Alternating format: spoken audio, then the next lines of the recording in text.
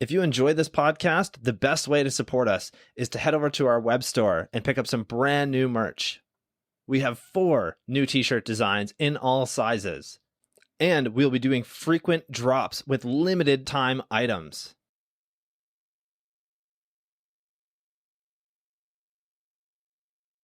Hello and welcome back to the Goat Cave podcast. Today's guest is the man behind all the BMXFU videos and also responsible for the recent S&M videos, including Hot Dogs Who Can't Read. Charlie Crumlish has been a breath of fresh air in the BMX scene with his unique style of riding that shows just how creative you can get with brakes and a coaster. Not only is his riding creative, but his style of editing is hard to replicate. If you've enjoyed BMXFU's Fire Mids, you would know exactly what I'm talking about. Charlie, my dude, how are you doing today?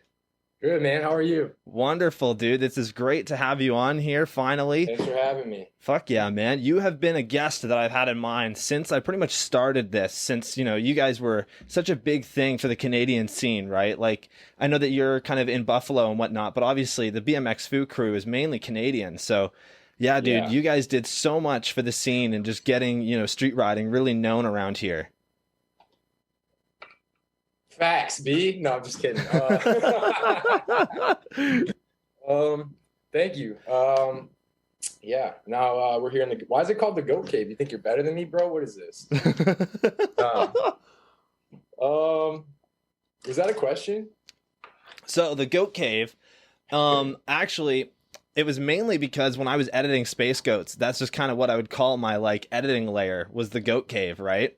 And I'm known as the Goat Man, so that was yeah, man, that's kind of where it came from. My girlfriend actually made me this wooden sign, and it just says the Goat Cave, and I was like, well, fucking sold. That's perfect, man. That's what it's called. I want to tell you something real quick. Have you ever heard of it's called predetermined, or it's nominative predeterminism. It means that your name dictates your path in life, and it's funny that your name's Cam. Yeah. Like a camera. Dude, I have a fucking... about that? Dude, I have a story for that, man. When I was in kindergarten, I remember this girl, Christine, told me, she was like, oh, your name's Cam? You'll be a cameraman. You're like a cameraman. And I did not get it at that point.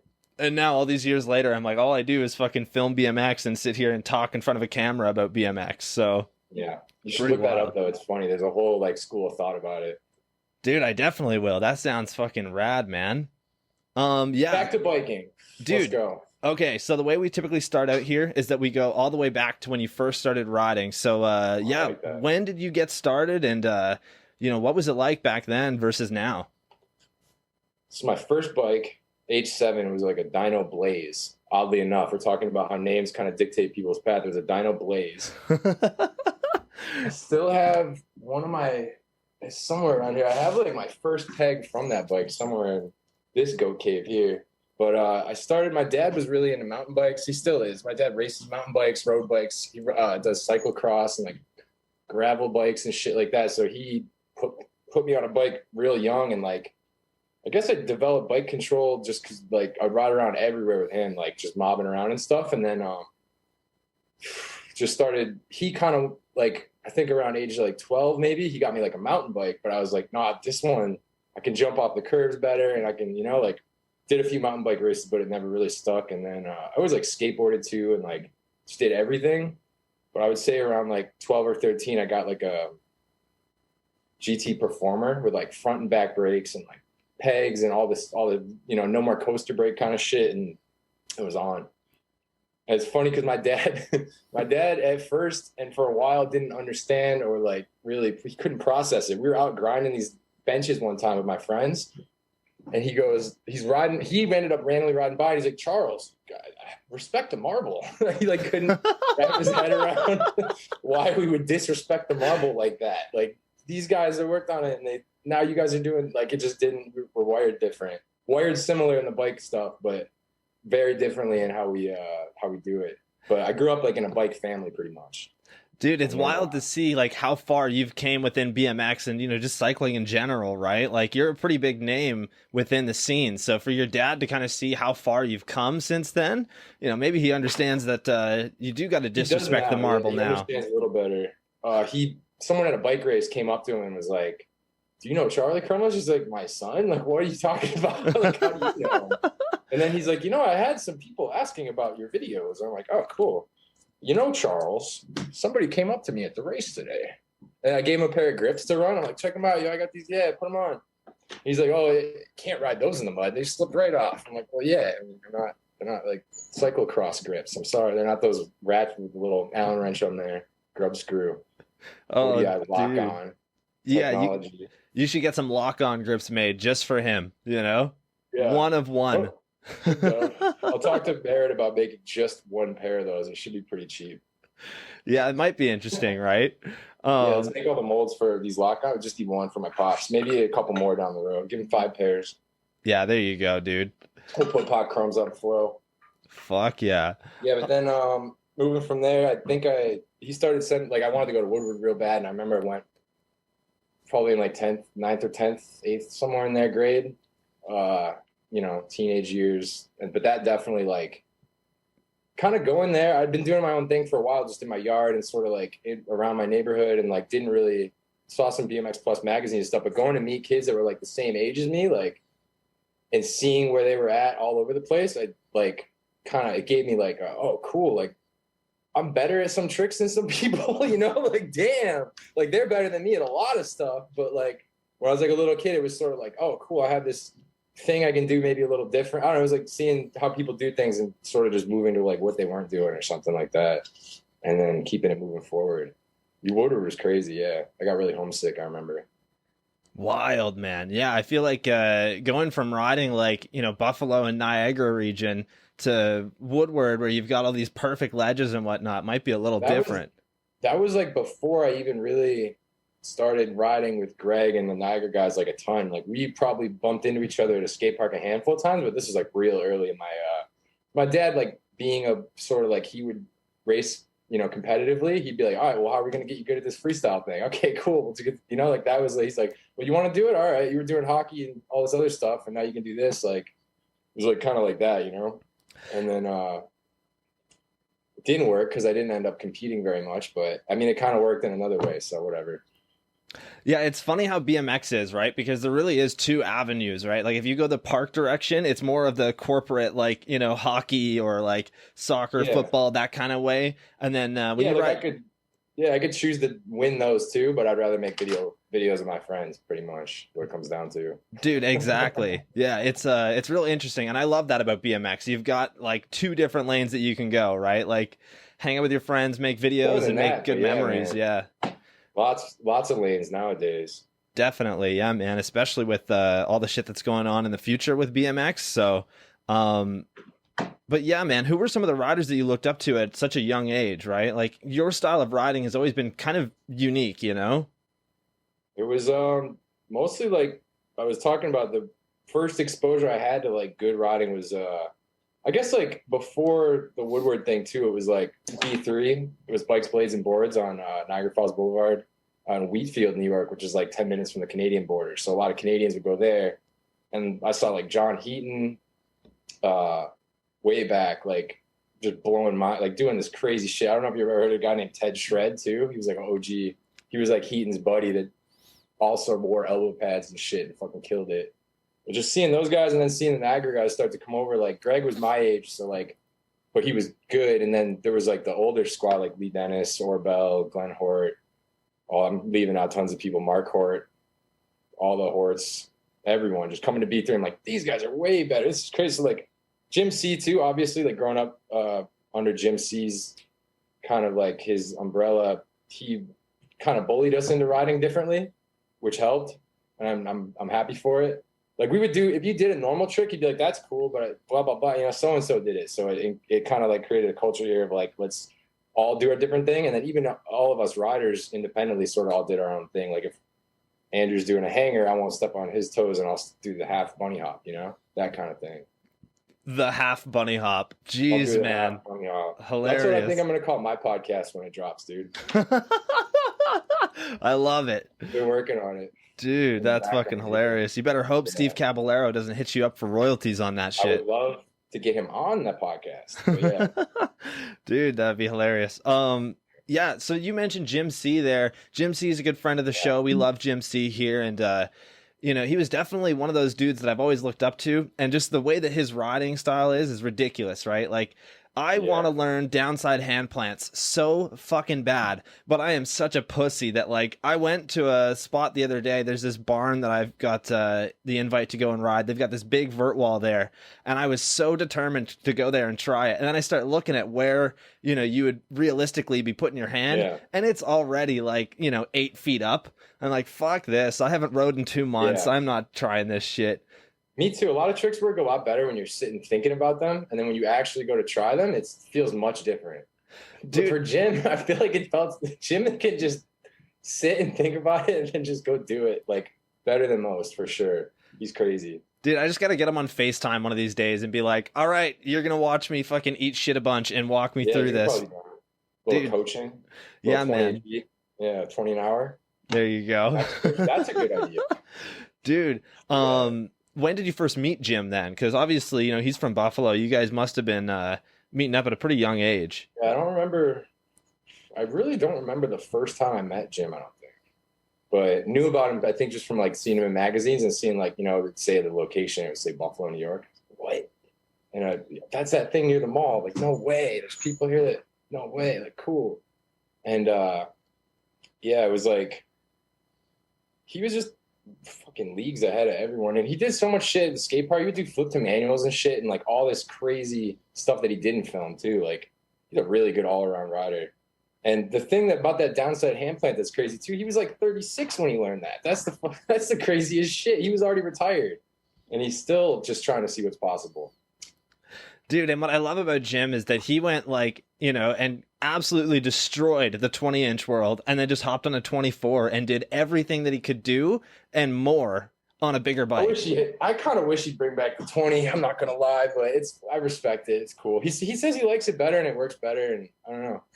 Cool, to each his own. But, like, I'm a big dude, and I would rather ride a 20 personally. But yeah, that's to each his own, right? Yeah, man. And what I find hilarious, I'm going to just do a quick segue here, but I was looking you up to do research for this, and one of the top questions on Google, like literally the first search result, is Charlie Crumlish height ? I don't know why, but it's just hilarious, you know? Like when you type it in, it suggests it or whatever. Yeah, dude. That's pretty funny. 6'4", 6'5" on a good day. There you go. I was going to say, my buddy Chris, he's a photographer around here, and he rides like 26-inch mountain bike set up to basically be like a street BMX, right? And he's like your height. So whenever I see you on a bike, it's wild, you know?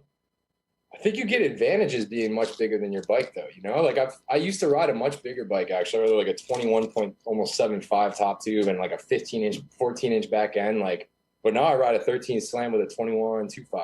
And I'm thinking about going 21 because, like, it almost, all right, if you're bigger, you take up more space of that bike triangle. The bike should almost be smaller. You know what I mean? Like, the bike should scale up to, like, a smaller guy. Like, bigger bars are almost for, like, a smaller guy. They're almost better for, I don't know. It's weird. There's two ways to kind of, like, I still ride 10-inch bars. But to me, they're like, I could go higher. I'll keep it down here. I like putting on a front load stem and shit. Like, just been making my bike smaller to get, like, you can just muscle that shit around and make it do whatever, you know? Definitely, man. But if you're jumping and shit, like, sorry to interrupt, but if you're doing any other kind of riding than what I do, I think a bigger bike is probably, like, way less scary, you know? Yeah, dude, I fully agree. However, you know, I'm kind of, I feel like I'm the same way. I'm not that tall, but I've really been, like, making my setup smaller each year, typically, just because it gets so much easier to just muscle it around and do whatever, right? Like, I used to ride 10-inch bars with a top load, and now I'm riding, like, 8.7s with a top load, and it's way different, you know? It makes sense. Like, think about doing, like, a deadlift or something like that. You don't lift it from here, you know? Like, your power zone's a little bit lower than that. You want to get over them a bit. I can still, like, I can get over my bars pretty easy just because got the extra, like, long legs and shit. But I think a lot of people might like how, like, dropping the bars a little bit. You know, we kind of went crazy there. I think almost like you take out a spacer or two, it might start feeling pretty good. Yeah, exactly, man. We were seeing, like, you know, 11s, and then I know that a lot of people, man. I don't know. It's crazy. They're out there. I see them. Yeah, dude. And then FBM did, what was it, the Lucky 13s, where they said they were going to make 13-inch bars, and it was it was a giant joke, but the best thing is that everybody was like, "Oh, when are these dropping? When are these coming out?" And it's like, I don't think they are, man. Like, I think 11 is kind of where it's gonna cap out, right? Probably. I don't know. Maybe frames will change or something. I don't know, you know? Yeah, who knows, man? The BMX world is fucking wild nowadays. There's so much variety when it comes to all that. But Tires yeah, are getting pretty big. yeah. Before we jump any further, I just wanted to mention, you had talked about having Jim C in these magazines and seeing that he was from Buffalo, New York, right? And Yeah. you're like, holy shit, this guy is local. Back when I first started riding, I remember reading a magazine, and I'm not sure what magazine it is, but I'm sure I have it. But there's actually an article on you guys, like the BMXFU guys, right? Kind of when everything started, right? I think it was in, is it Greg's It was in garage? Dig, maybe jumping over that ledge. Jordan Dwan's jumping, and we're all like sitting on the ledge filming it, and someone's under it. It's like a squad pick. Boy, that was a crazy trip. Yeah, dude, there was like a whole article just on you guys. And I remember seeing that it was like, Ontario. I was like, holy Yeah. shit, dude, there's like pros around here. And then, I went to the skate park like a week later and I fucking met John Heaton because he's from Kitchener. So I was like, holy shit, dude, like there's actually a scene around here, Yeah, Kitchener, Woodstock, and Ted Shred too. I don't know if you know that dude, but he was out there. He was like Heaton's sidekick in my eyes whenever I was like a kid. I'm like, this is Batman and Robin. This is like these guys are way better than everyone. And John Heaton was crazy. I did a rocket manual across the box, and he dropped in and did one and looked at me in the eyes, and I was like, holy shit. He probably still remembers that shit, I bet. Oh, that's hilarious, dude. It was a real moment that we shared.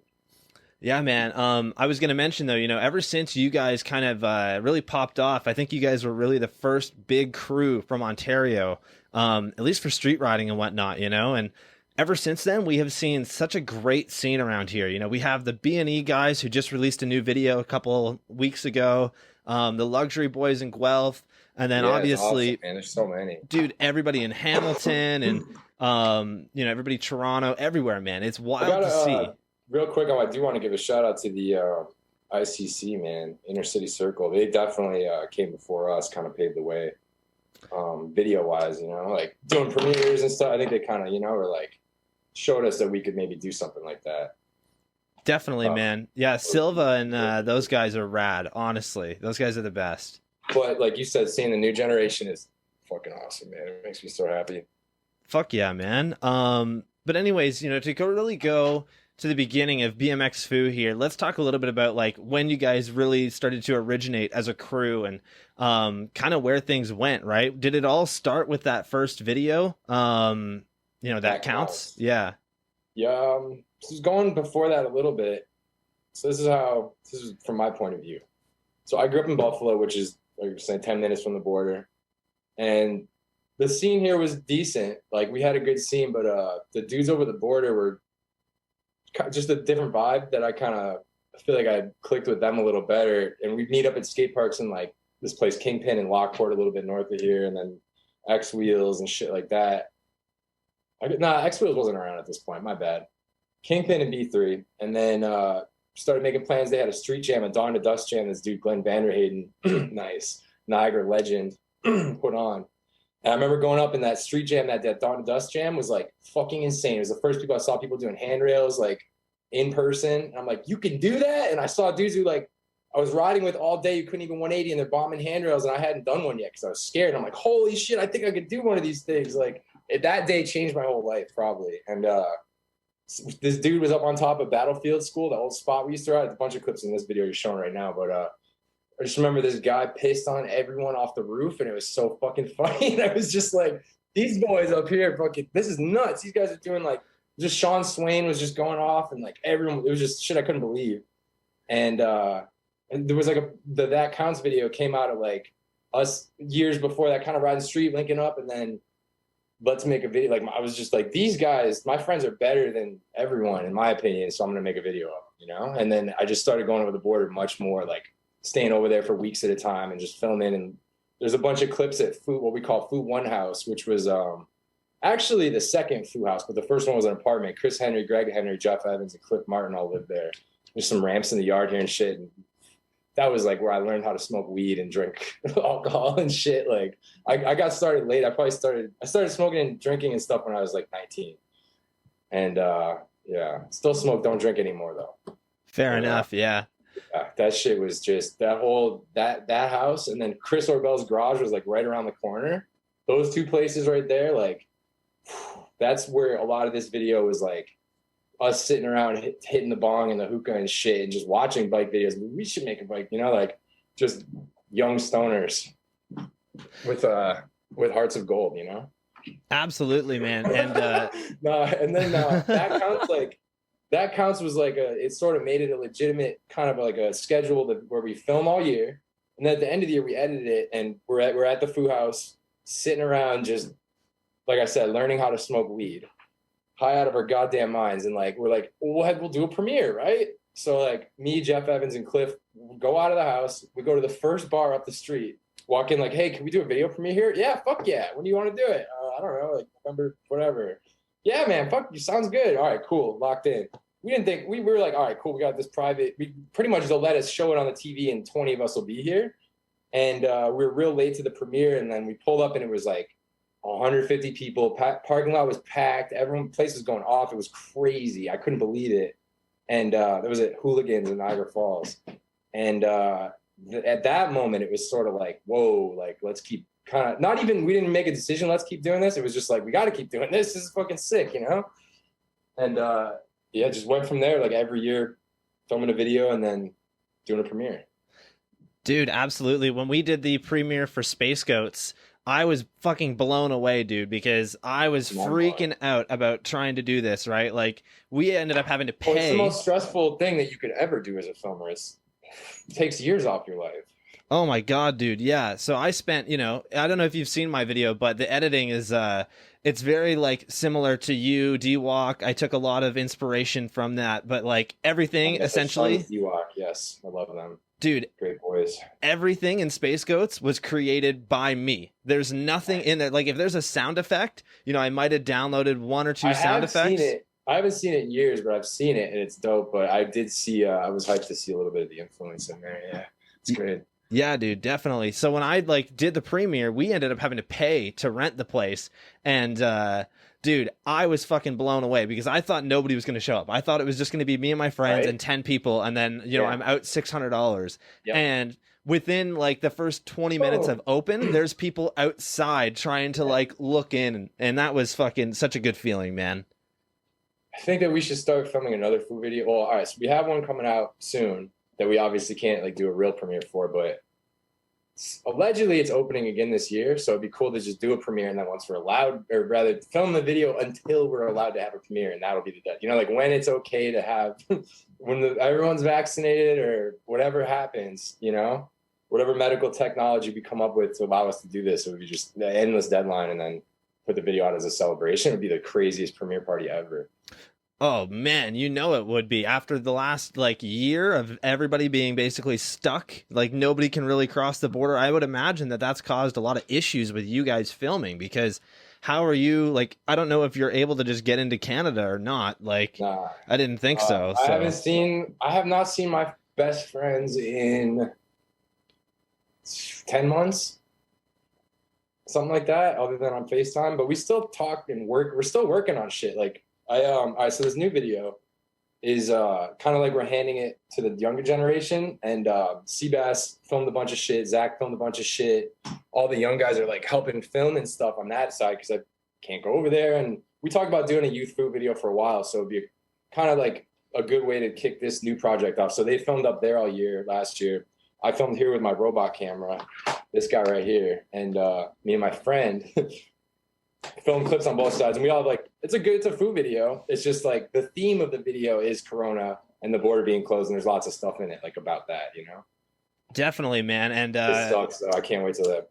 I think I can go if I quarantine for a while, but that shit, man, that's not it.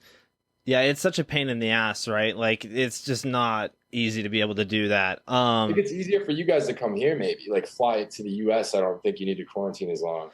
Yeah, it's weird because like your friends that are in Niagara can't just drive across the border and come hang out with you. They have to take a fucking plane from like, you know, probably Toronto. I would imagine there's no flights going from Niagara to Buffalo, you know, like. I mean, maybe Toronto to Buff. I don't know. That'd be a really, really short flight. Right Yeah. over the old lake. But it's just crazy. It doesn't make any sense. Like I did this went and filmed with Craig for a weekend in New York, and I got tested and stuff to make sure, just to be safe and shit. I have a test that says I don't have corona, and I can't, like, if I get tested, why can't I just come hang out? Like, it doesn't make any fucking sense. I guess there's a percentage, right, with the rapid test that it could be but still, like, dial that shit in, man. Yeah, Whoever's in exactly. charge, get that shit together. Yeah, Try to man. go ride. I believe that I ended up filming a clip of Zach for the new Foo video, which I'm really excited about. Oh, you did, and it is a good clip. Dude, I fucking love that clip. It's used well. It's in a good spot. I'll say that. That's all I can say. It's in a good spot there. Fuck yeah, man. I'm excited for that. And with those metal pegs. Yeah, dude. That's all we're gonna say. It's pretty rad though. So when the video does come out, I'll be sure to share it online. And yeah, dude, it'll be rad. Anyways, when we talk about that counts, how long did it take to really make that video and put it out? I don't think we really talked about the actual length of filming and whatnot. Yeah, it was like start filming in the spring, and then when the weather gets shitty, edit the video, And I remember I edited that video very fast. And I remember, this is a funny story that I don't think I've ever told anyone. Jim C, the bully. Jim's the biggest bully, bro.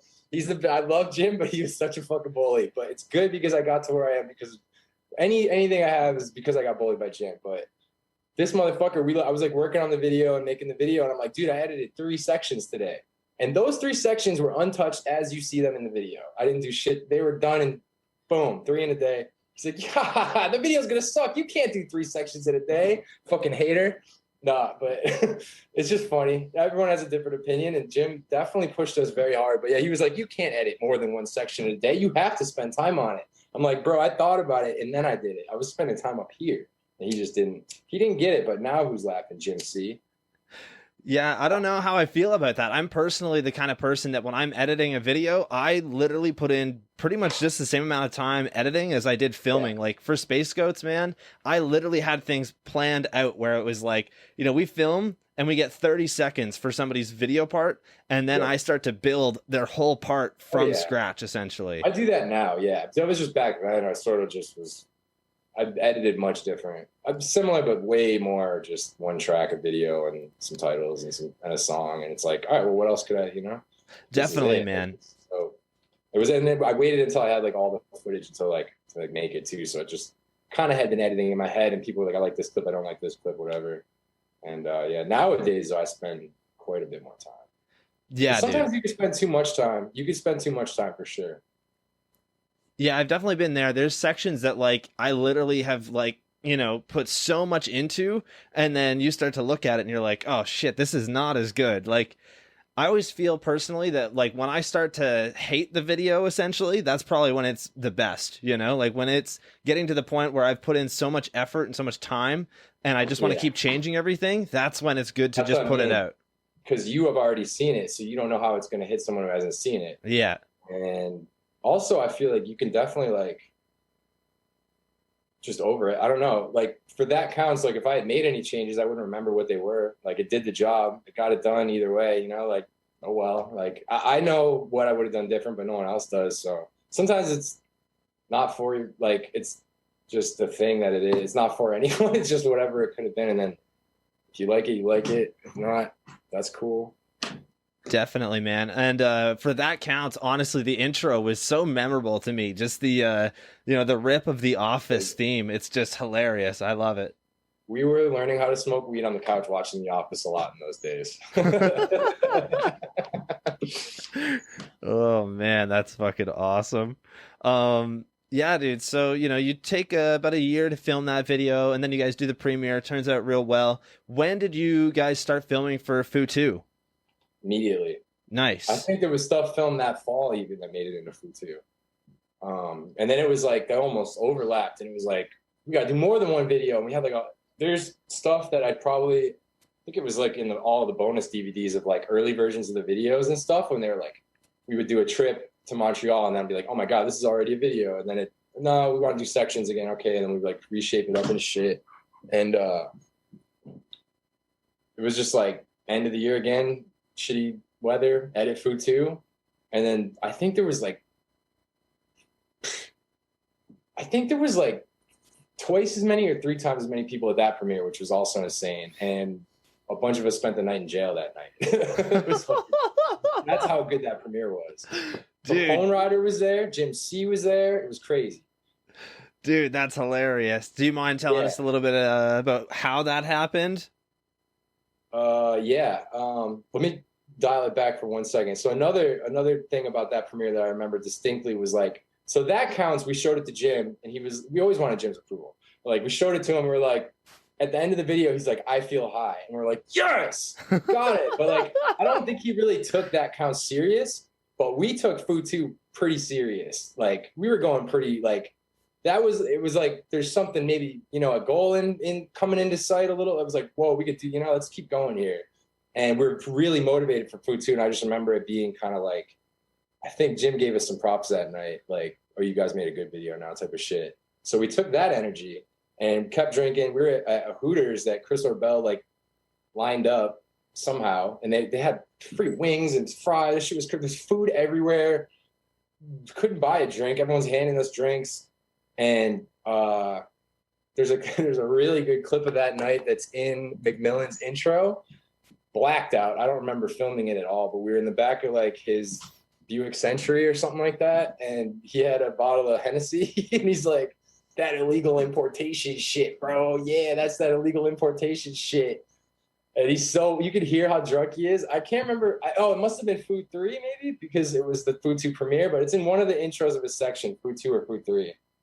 I think we might have snuck it into Food 2 post-premiere now that I'm thinking about it, but blacked out, and some cops started probably telling us not to do something that we shouldn't have done anyway, and I think snowballs were thrown initially, and then we fought some rent-a-cops, got beat up, and ended up in jail. Dude, that's hilarious. That reminds me of Metro Jam. I think it was either the first or second year. There's a couple guys there that ended up getting in some shit. It was, that was us again. Nice. That was us again. That's actually where I got this bump in my hand. I don't know if you can see it. Holy shit. I can tell that story too. That's a good dance cave story. You want a sidebar real quick? Yeah, dude. Fucking please do. We won that fight, so it's a way better story. Yeah, tell us. What happened, dude? I don't remember. Just some guys were talking shit. I said, go away. And they went away and got a bunch of their friends and came back and jumped us. That was pretty much it. But the next day I had to film like a video for Fox and all this shit. And like, I just remember like we all got sucker punched and got up and kind of bow, bow, bow, you know? And then like kind of left them like laying on the ground, and then we like got out of there or something. Just went back in dance cave maybe. I don't remember it. But the next day, like Greg's ears are huge. My face is fucked, like, because I got cracked. My tooth went through my lip, like the first hit the guy got me with. And then I just remember like linking up with whatever representative for Fox that was there, and I like my hand is fucking gigantic. My face is destroyed. Like, it's so funny, dude. That's funny you brought that up, not knowing that was also us that got the fight. I don't know. It could have been some other fight, but yeah, that was about that same time period that you're talking about. Yeah, man. But I haven't been in a fight in a long time. So I definitely knew that there was one with Matt Beringer and a couple other dudes, because they were throwing snowballs. They were throwing snowballs at a hooker, and she fucking freaked out and like. Well, yeah, a sex worker. Yeah. Yeah. There you go. Oh man, yeah. And then I did know there was another one, but I did not know it was you guys. That's hilarious, man. I love it. It was. I mean, sure, there's lots of other ones, but anyway, we can get back to Food 2. But yeah, there was a clip of just how drunk we were that night, and just bad things happen, you know. And I wonder if, you know, I think the alcohol fueled the flames a lot, but I just wonder, you know. I feel very clear-minded after stopping boozing for like a year, so I'll fire it on all cylinders up here. I think I got kind of burnt out just drinking myself into biking oblivion for a little bit, you know. But it's all's well that ends well. It just wouldn't have done it different, you know. Definitely, man. Oh, dude, that's hilarious. Anyways, you know, I think one of the most iconic things about BMXFU, and everybody will probably agree with me here, is the head tube badges and the fact that you have to be a member to get one, right? I think you guys sold one, and at one point it was listed for $1,000 on the website, and it was basically just for someone's wedding costs. I know that. Yeah. Somebody bought it. My homie Def Kid Fu bought it for $420. It went on sale. Nice, dude. Yeah, I was gonna say, you know, it's it's Only really one. cool to see the head tube badges, and I think everybody's had some inspiration. I myself had a 3D printed one made. I want an aluminum one, Sick. but dude, I have not been able to find anyone, and I just don't want to hit up Jake and kind of bother him about it, you know? There aren't any, I think. I don't know. It's tough.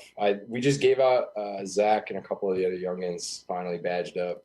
Nice. I think those are like the last ones that are even like made right now. So Jake does them every so often. It's funny too, because I'll admit back in the day, I was like, Jake, we should sell these motherfuckers. We'll make so much money. And he's like, fuck that. And I'm like, we kind of had a little bit of an argument about it. And then seeing it now, I'm like, oh, good thing we didn't sell those, dude. Shit. They're special. Yeah. And it's crazy. Bikes, it's like a good luck charm. Like only one has been stolen. Knock on all kinds of wood, but Jason N's got one stolen, got it back. A bunch of people have gotten it back. It's like it comes back, you know. It's like it's weird. There's some kind of and someone will see it, and like people kind of know, like a friend of a friend of a friend might know, like, oh shit, you better get that back. Like those guys are gonna kill you. Yeah, dude. You know? Like it's kind of like you can't ride this thing in public with this. You know that, right? Like, but yeah, Greg got one stolen in Austin, Texas that made it out. But I mean, it's still out there somewhere. If anyone in Texas knows anyone with one that shouldn't have one, hit me up. I'm pretty sure Corey Beal had one, and his bike got stolen with it on it as well. Yeah, actually, you're right. There is two. And I think his got stolen down there too, or maybe it was up in Winnipeg. Yeah. Yeah, either way, I know that he was pretty disappointed about it, but yeah, man, it's one of those things that like I definitely took inspiration for that, and I had my own stuff made for head tube badges, and I don't know, man, they're fucking sick. I love that, and it's hilarious to see whenever you go to a local park how many kids had the foo sticker on the front, you know? That worked in a crazy way that, like, I don't know. We didn't do any of it on purpose, but like, oh yeah, the snowman fits on a head tube fucking perfect. Whoa, this is crazy. Yeah, I don't know. Yeah, dude, it's pretty nuts. We gotta get him back going, man. We've been kind of chilling. I gotta get things resurrected. We're working on some shit. I've already said too much. Oh man. Anyways, you know, after a little while here, we have seen, you know, 7 or 8, maybe 9 different Foo videos at this point, right? Because you guys released Foo 666. Yeah, a lot. Yeah, there's so many. And you know, how do you think the early BMX Foo videos compare to the videos that you guys are releasing nowadays? Obviously, the editing and the filming and everybody in general has just gotten better on a bike, right? And what I love is that the original crew is still pretty much all in there, right? Like, there's always stuff of you, Greg Henry, Sean Swain. By the way, Sean Swain, best Canadian rider ever, most underrated fucking dude. That guy is an animal, man. Yeah, number one. Number one in Canada, if not the whole universe. Yeah, definitely. That dude is why any of us are good at riding. I think. I don't know. A lot of other people are Paul Buchanan, a lot of dudes in the Niagara region, but like there's a force that makes people good at riding there, and I don't know what it is, but the weed could be the weed, the nutrients in the soil, maybe the fungus that grows. I don't know. It could be a lot of different things. But there's a magic in the Niagara region, man, and it's I just lost my train of thought. It's a special place for riding. Definitely, man. And what I love is that you know, we talked about Zach and Blair there a couple minutes ago. Both those dudes are huge. Like, you know, everything about them is so BMXFU, right? They're the new youngsters. And Blair, we had on the show a while back, and he was talking about, you know, ever since he started riding, he looked up to you guys so much. So to come full circle and become, you know, a badged member of the crew was a big deal for him. I know, that's just to see that happen too, man. And like I was saying, making this new video that the young guys are helping make, it's like so cool, dude. Fuck yeah. Makes me so happy. And like that they were the little kids, like you can see them in the background of that, count some of the clips and shit, and they're like little kids that are sitting, like they might not even have had a bike yet, like there's just like a lot of the dudes like Dewey and man, everyone, like it's so crazy to see how far they're better than us. It's so sick. Yeah, dude, he's unreal on a bike. He showed up to our jam and he came second for, like, you know, rider of the day. There was just this other dude that was throwing down, and it was a tough fucking call, man. Both those dudes were That's just first loser, unreal. but the player is really good. Yeah. Yeah, anyways, for yourself, how do you just feel that, you know, the videos differ nowadays? Obviously, you know, you kind of like the videos, I would assume, like equally, each one is kind of your own baby, right? So I'll give you a really fast summary of like all of them and how it kind of has come full circle. please Like, do. that counts, fucking chilling. We were filming, made a video. Fu 2 went hard. Fu 3 went dummy hard. Fu 4 burnt out, wanted to make a different kind of video. And then that allowed us to make guy stuff. And that was like, okay, this is the shit. This is what we were looking to make. You know, it's like HD and everything. So then we were in the HD realm. 6 years to make Fu 6, fucking mess. Cursed video. Fucking, we could talk a whole podcast about the Fu 6 curse. Once that got done, I feel like the timeline completed for the first cycle, and Fu 7, which I guess would be 20 a G, felt like that counts too. You know what I mean? Like, it was just, I moved back from Texas.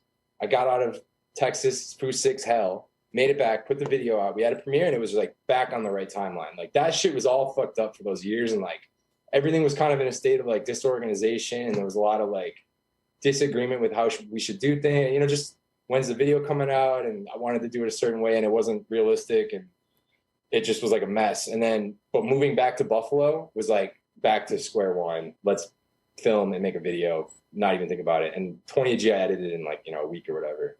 And just to keep that freshness of like, sometimes when I was saying you fuck it up and you over edit it, I just made it first decision and put it out, you know? And then what was next? Fire Mids was like Fu 2, because we're like, let's go hard again. You know what I mean? It was like, it's crazy. And the cycle started again. So we just have to skip 6 this time. There you go. Call it something else. Oh man, Fu 6 was your Phantom Menace, eh? When you compare it to Star Wars, Jesus. Yeah, and then Fire Mids, and then 21 a G, Fu 3, and now we're on Fu 4, which, like I said, is a different type of video. Like in the first cycle, Fu 4 is the borders closed. Yeah, and then you know what's next then. Oh yeah. I just got goosebumps and had to stop talking for a second. Holy shit. Oh man, the combination of weed and fucking stoke, man. Guy stuff too. I don't know. We'll see what it'll be called, but I think the way we've been talking about it is like, holy, when this fucking border opens, bro, this shit is gonna be something else, you know? Dude, I love it. I can't wait to see what you guys come out with. Anyways, just to move along from BMXFU for a second here, let's talk about S&M, because you have been riding for one of the greatest bike companies out there. You know, handmade in America. These guys are always doing the best shit, you know? Yeah, so you've been riding for them for close to 7 or 8 years now, correct? Something crazy like that. I think it was like 2012 or 2013. Wow, man. And what's wild, too, is, you know, you've actually landed yourself a pro model frame, bars, and everything in between, you know? Right. They're available now at finer bike shops near you. The grips, the bars, and the frame. And the seat, too. And the seat. Buffalo Bill seat. These will be back in stock soon. Don't worry, guys. Anyway. Dude, I love it. And, you know, what I wanted to mention is, like, those early videos of you for the FUBAR, like the FUBAR video was incredible, dude. I used to watch that shit pretty much daily for like a good month in the summer, and I bought a pair of those bars and I rode them for quite a while too. But yeah, dude, literally, like, those bars are rad. When did you guys kind of get the idea for them, and what did you base them off of? That was like the first time we sat down with Moeller about being on the team. It was a talk. It was me, Craig, Moeller, and Ian Morris in the room. For whatever reason. Yeah. And it worked well. And we were just brainstorming. That's when the name Tallboy came up, kind of just off the dome. Had another name, Crumb Shot. We wanted to call it the Crumb Shot and do white splatter graphics, but Moeller nixed that. And then I said, what about Tallboy? And he's like, that's it. And Ian's like, it's good. And then like they're like, well, we got to do FU bars, obviously. And I'm like, yeah, duh. And that was pretty much it.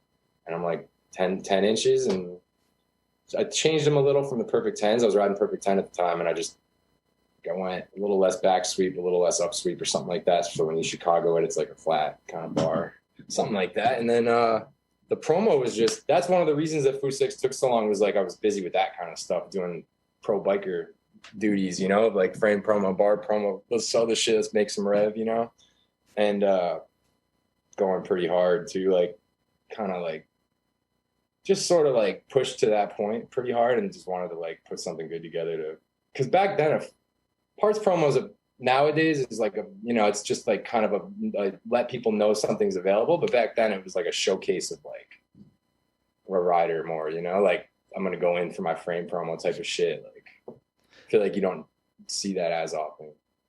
Definitely, man. I agree with you there. I feel like most parts promos are summed up with one single clip and then, you know, a cut to the part on Instagram. Even you guys just released the new teal bars, and it was it's a great clip for it, you know, but that's just, it's not even like good job and put it out there. Because a lot of times a promo takes so long and then the product's out of stock. Like the Tall Boy promo came out, I'm pretty sure there weren't even Tall Boys in. It was just like, here's the video for the frame. It was like different. Now with Instagram, it's like people are going to know this. They need to know this product's in the warehouse now, and we got to kind of just put something up from the archives, you know, like just use something. And like that's kind of cool because we can save all the other stuff for like, you know, bigger projects, which I think are still more important than ever. Maybe nowadays people are down with some long format shit. Absolutely, man. And what I was going to mention there is literally the fact that like when I'm talking about Instagram and all this stuff and how fast this stuff has to be put out, it's just the way of the world now. It's not even just in BMX, skateboarding, or anything. It's literally everything.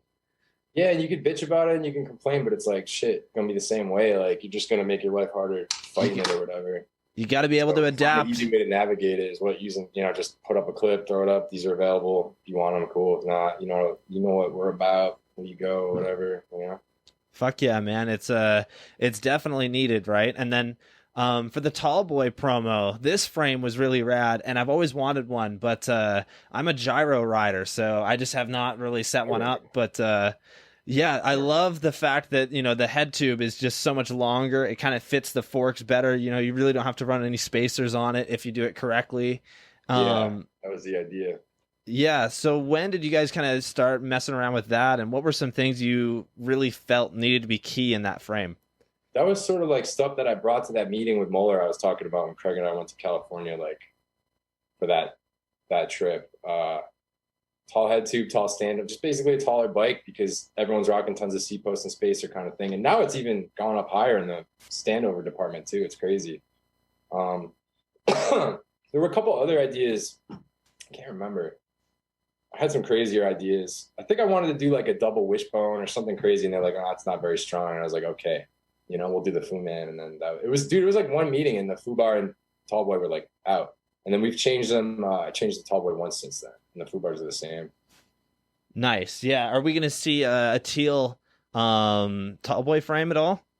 I think I'm going to have all teal bike soon with front brakes. Nice, dude. That's breaking news for your podcast. Dude, I love it. HVXgoat exclusive. Dude. I just want new spots, you know, like old spots become new spots, put another brake on. I'll probably hate it and take it off, but we'll see. Maybe I'll like it. I've been running fronts for about a year now, and I've got it as a one lever mod setup with an old Primo Pervert. And oh God, for both? Yeah. Don't you flip over the bars when you're bombing down a hill? You would think so, but most times when I bomb a hill, I'm sitting down, and then like I've been riding and haven't really had too many issues. It's actually gotten me filming and riding. You go to hit it, and your front wheel like goes all crazy. No, I use since I ride a cassette, I just hate the cassette sound, so I just use a board to film most times, and I feel that it's a little bit easier for me personally. But yeah, board's easier. Just bringing it around and not forgetting it at spots is the hard part. Yeah, definitely. Dude, for every film board at the spot, holy shit! But yeah. Anyways, there was a clip I was going to mention here that actually just played behind us here. London? Yeah, the London Ledgeland, man. That spot is incredible. And dude, I have the funniest story about that shit. It's funny. I have a good story. Do you want one real quick? Yes, of course, please. That was the first time I went to London to ride with the Dwak guys. Like, we'd ridden together a bunch before that, but that was the first time I went out there. Maybe it wasn't the first time. It would have been the first or second. No, I think that was my first time going there to ride with them. And I didn't know where I was going, really. They were just like, we'll link up, call us when you get to town. And I drove, and I didn't have service, American phone, couldn't find Wi-Fi. I figured I'll find Wi-Fi at Tim's and hit them up, but nope. So I'm like, I'll just go to Vic Park. I knew that place was called Vic Park. So I'm like, hey, where's Vic Park? They're like, it's over there. I'm like, okay. And I just rode up and they're like, yo, they were all there. I'm like, of course you guys are here. Yeah. They're like, how did you know we were here? I'm like, I just went to Big Park. Yeah. That spot's amazing. Yeah, dude. What I love about Ledgeland is that it's actually supposed to be like a skate spot, essentially. So you're good to just go and ride there. The first, it's cool that they have something like that, man. Dude, they have another spot too, which I'm sure you've rode, which is the YMCA spot, kind of on like the outside of town. I think I know the one you're talking about. Dude, that one's incredible. It's got, this bank with these benches, and then you ride along that, and then there's some ledges kind of set up. Oh no, I haven't ridden that spot. That thing is, I want to go there really bad. I think they call that like heaven. I think they might call it like heaven or perfect spot or something, like some kind of like it's a real, what spot's good when the name is like I went and rode in Brooklyn with Mark Matheson and some of the Team SAF dudes like in 2014. And that it's like middle projects in New York City. It's like those wooden benches with the brick banks. Yeah. Mark was like, do you guys want to go ride perfect spot? And I'm like, yeah, like not knowing that he was talking about that. Like, so yeah, just to build on that point, if the name of the spot is something like heaven, ledge heaven, perfect spot. We had a spot called Tony Hawk's School. Obviously it's a pretty good school, right? There's probably lots of, anyway. Sorry, go ahead. No, that's okay, man. What I was going to say is that spot's incredible, but there's another spot that I would love to get the name of, and you might actually know it. I believe it's in Pennsylvania. It's a school that it's either a school or it's like at a tennis court, and it's these ledges with a bank. Baldy. That's Philly, it's Baldy. Okay, I knew it was in Philly. Hard in person, man. That ledge is like, it's pretty hard to even just feeble across that ledge. Like it's a little bit leaned forward so water can like drip off. Yeah. And it's like slippery, it's waxed and rounded. And it's like anything on that is pretty crazy in person. It's a good spot. But when I went there, I was like, that was one of those ones where I'm like, I'm going to go do all this shit. And I think I only got like 2 clips or something. I was like, dude, this is a hard to ride spot. I gained a lot of like respect for everything done there. Dude, it's been such an incredible spot for so long. And I remember one of the first videos that I ever watched of BMX was this animal trip video. And basically they just go and they start out. Yeah, dude. There is so much incredible shit there. And that's all like 15 years old now, like that footage. And I have been dying to get to that spot. So once the border opens up, I got to make my trip over there because it's not going to be around forever, That's the thing about these old, like, 70s and 60s, like, these are going to be 100 years old in 20 years. Some of this shit, like, that's crazy. Like, buildings fall apart. Got to get that shit done. That's like, and your body falls apart, too. You got to get that shit done. Everything, Like, get that shit while you can. Dude, while we're on the topic, back when I was filming my first video, there was a clip that I wanted to get where it's basically like you've seen Anthem 2, but like obviously, and Sean Burns goes off this roof into like this kind of shed roof thing behind it, right? And there was a spot similar to that in Elmira, which is only like a 20-minute drive from where I live, and I didn't fucking do it. I felt like such a bitch because I wanted to do it and I never did. And then I went out there the one day with full intentions of doing it. The weather was shitty. It was not going to it was not going to be easy, but I was going to make it happen. And the fucking thing had been ripped down within 2 months. I was like, I can't believe that this has been ripped down and I can't even ride it now. Of course it was the day that you were going there to do it. Yeah. Like, I've had that happen countless times. It's crazy. It's something crazy. That just goes to show you there's something with like the mental biking waves in the universe that we haven't really, like, science hasn't caught up to yet, but there's a flow. There's a clip you're supposed to film each day. You just got to go find it, Definitely, man. You might not know the spot. You might not even know, like, just go out and, I don't know, you got to do it while it's there too. That's like you were saying, man. Yeah, man, it's definitely, it's a must, right? Anyways, just to go back on some sponsorship stuff here, obviously you've been riding with Merritt for years now. I absolutely love Merritt. I love the slide wall tires and everything about that company, man. Those guys are rad. We had Montana Ricky on the show, and that was our very first big guest. And that was the longest episode to date by it's a 5-hour episode. Yeah. Every time I talk to him on the phone, it's a podcast. Dude, obviously. We could be a good, Skip Bayless, Shannon Sharp. We have very opposing views in BMX. Like, he's a great friend of mine. Love Ricky, but we could have a debate show for sure, man. We both are very have flags planted on very different mountains, but we work well together.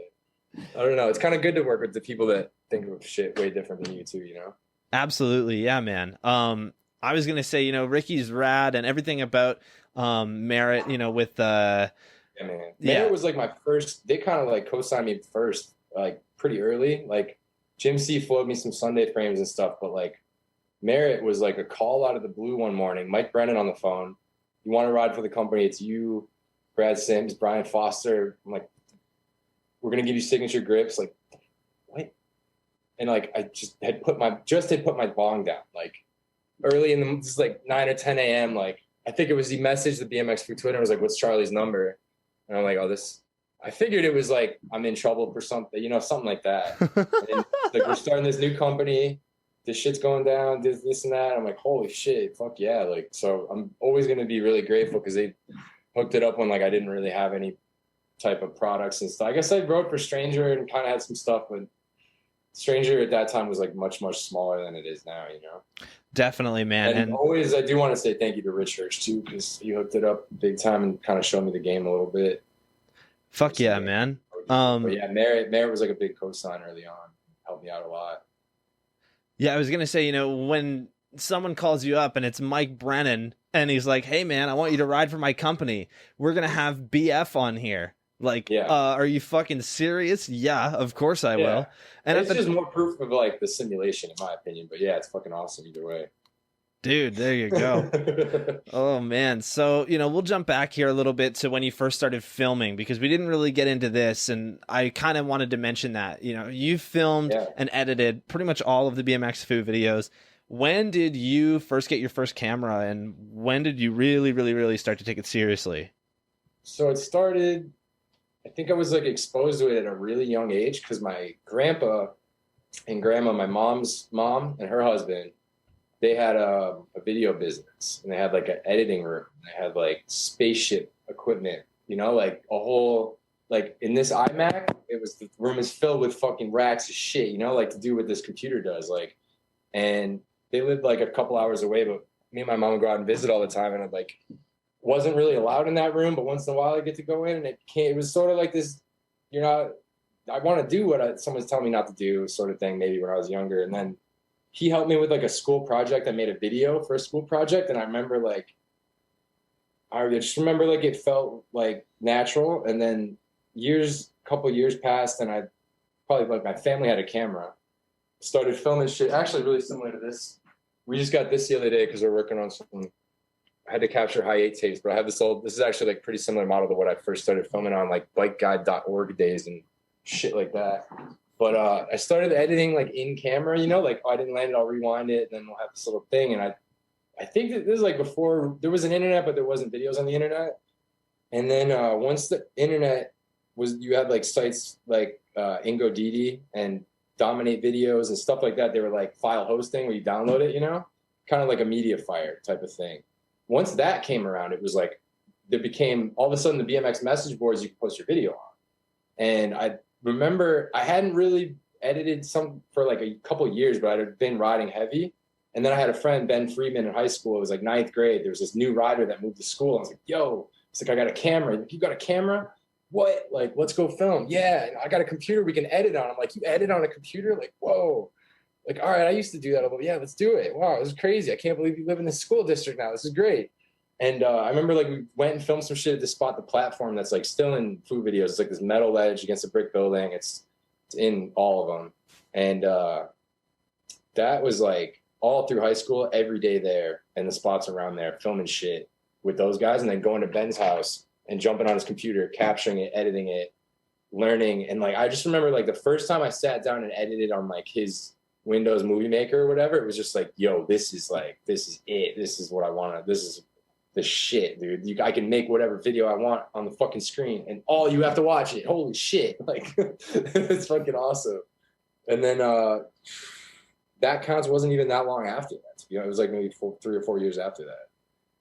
Wow, that's pretty wild, man. Especially to come out with a video like that counts as your first real video, When I was a kid, I should mention this too, like the shit with my grandpa and like family cameras, I filmed everything with my little brother, like everything, just snowboarding and sledding and hockey and basketball and fucking like skits and movies all the time, and just like made a horror movie when I was a little kid, like all this shit. Like it was just, my name could be Cam, you know? Like it just felt like my name should be Cam. No, it just felt like an old friend from a past lifetime, you know what I mean? Like I've done this before on a different go around type of shit. Yeah, exactly. Oh man. Yeah, dude. And then to see kind of where you've come since then, it's pretty wild, right? Like with your past like 4 really big releases, obviously Hot Dogs Who Can't Read with S&M, and then, you know, the last 3 food videos have all been incredible. So thank you. Yeah, it's kind of interesting. Those were like, Hot Dogs was big project, man. Nerve-wracking project. Like, I mean, I don't know if I felt the pressure at the time, but like looking back, I'm like, damn, like, I don't know how you handled that past me. Like that shit, dude, I was drinking like 3 bottles of wine a day editing that video at the end. I had to edit the whole video in like 2 weeks. Wow. And I had some stuff together, but like, it was like a deadline for the premiere party, the 30-year party, and all this shit was coming together. And I'm like, we worked on it. It was like 3 years of filming maybe. And it was all coming together. And I started like doing the math, like a couple days into the editing. I'm like, all right, I got like 14 days to ship to the DVDs so we can get the DVD copies for the premiere in a month and a half or whatever. And looking at the math, I'm back to that counts shit. I'm like, I gotta edit 2 sections today, bro. This is crazy. Like just to get a version done so I can like look at it and then be like, all right, fix these. Always like get it done and then watch it, you know, like that type of thing. But just to get the initial cuts done, like I'm like, dude, I gotta edit 2 sections a day, and then I'm gonna have 3 days of adjustments and then this and that. And I probably sleeping like 6 hours a night max for those 2 weeks and just working like, you know, 18, 20 hours a day, just nonstop. Insane. On a MacBook Air, I might add. Wow. I got it right here. On a MacBook motherfucking Air. That's hilarious, man. Yeah. Anyway, just wanted to flex that real quick. Dude, so, you know, obviously this is a big deal. This is a big video, and it's for the 30th year of S&M, and there had been so many legendary videos through this company, you know, like I grew up on this shit. Like, yeah. It's crazy. Yeah. So to be kind of in charge of that all of a sudden was obviously a pretty big deal for you. And obviously, like, with them coming to you, it's because they want your image and your version. They're not going to come to you because they want something that they've had in the past, right? Like S&M has been really good with you as their main filmer and editor. But I know that there was definitely some people that, you know, are the old salty dudes that just weren't too stoked on it. But honestly, man, I really liked it. I found it was really good. I thought that was going to be more like, I was, you know, like certain songs or whatever, but like there was quite a few old, quote unquote, salty, I'm an old salty dude, but dudes at the premiere who I wouldn't have thought would have been into like certain sections were telling me they loved seeing like, you know, like dudes like Derek Dormy's Tech Street, you know, like just people appreciate, I don't know, you know, like I used to think more like that, like how can I make something everyone's going to like? But like, I think that if you just make something that you feel good about, then you know, just if you like it, you like it. If you don't, you don't. But more often than not, that kind of comes through. And I think if you're trying to make something for a certain audience, people are getting smarter and they're going to catch up, fucking pick up on that shit and not feel like it's like a real thing, you know?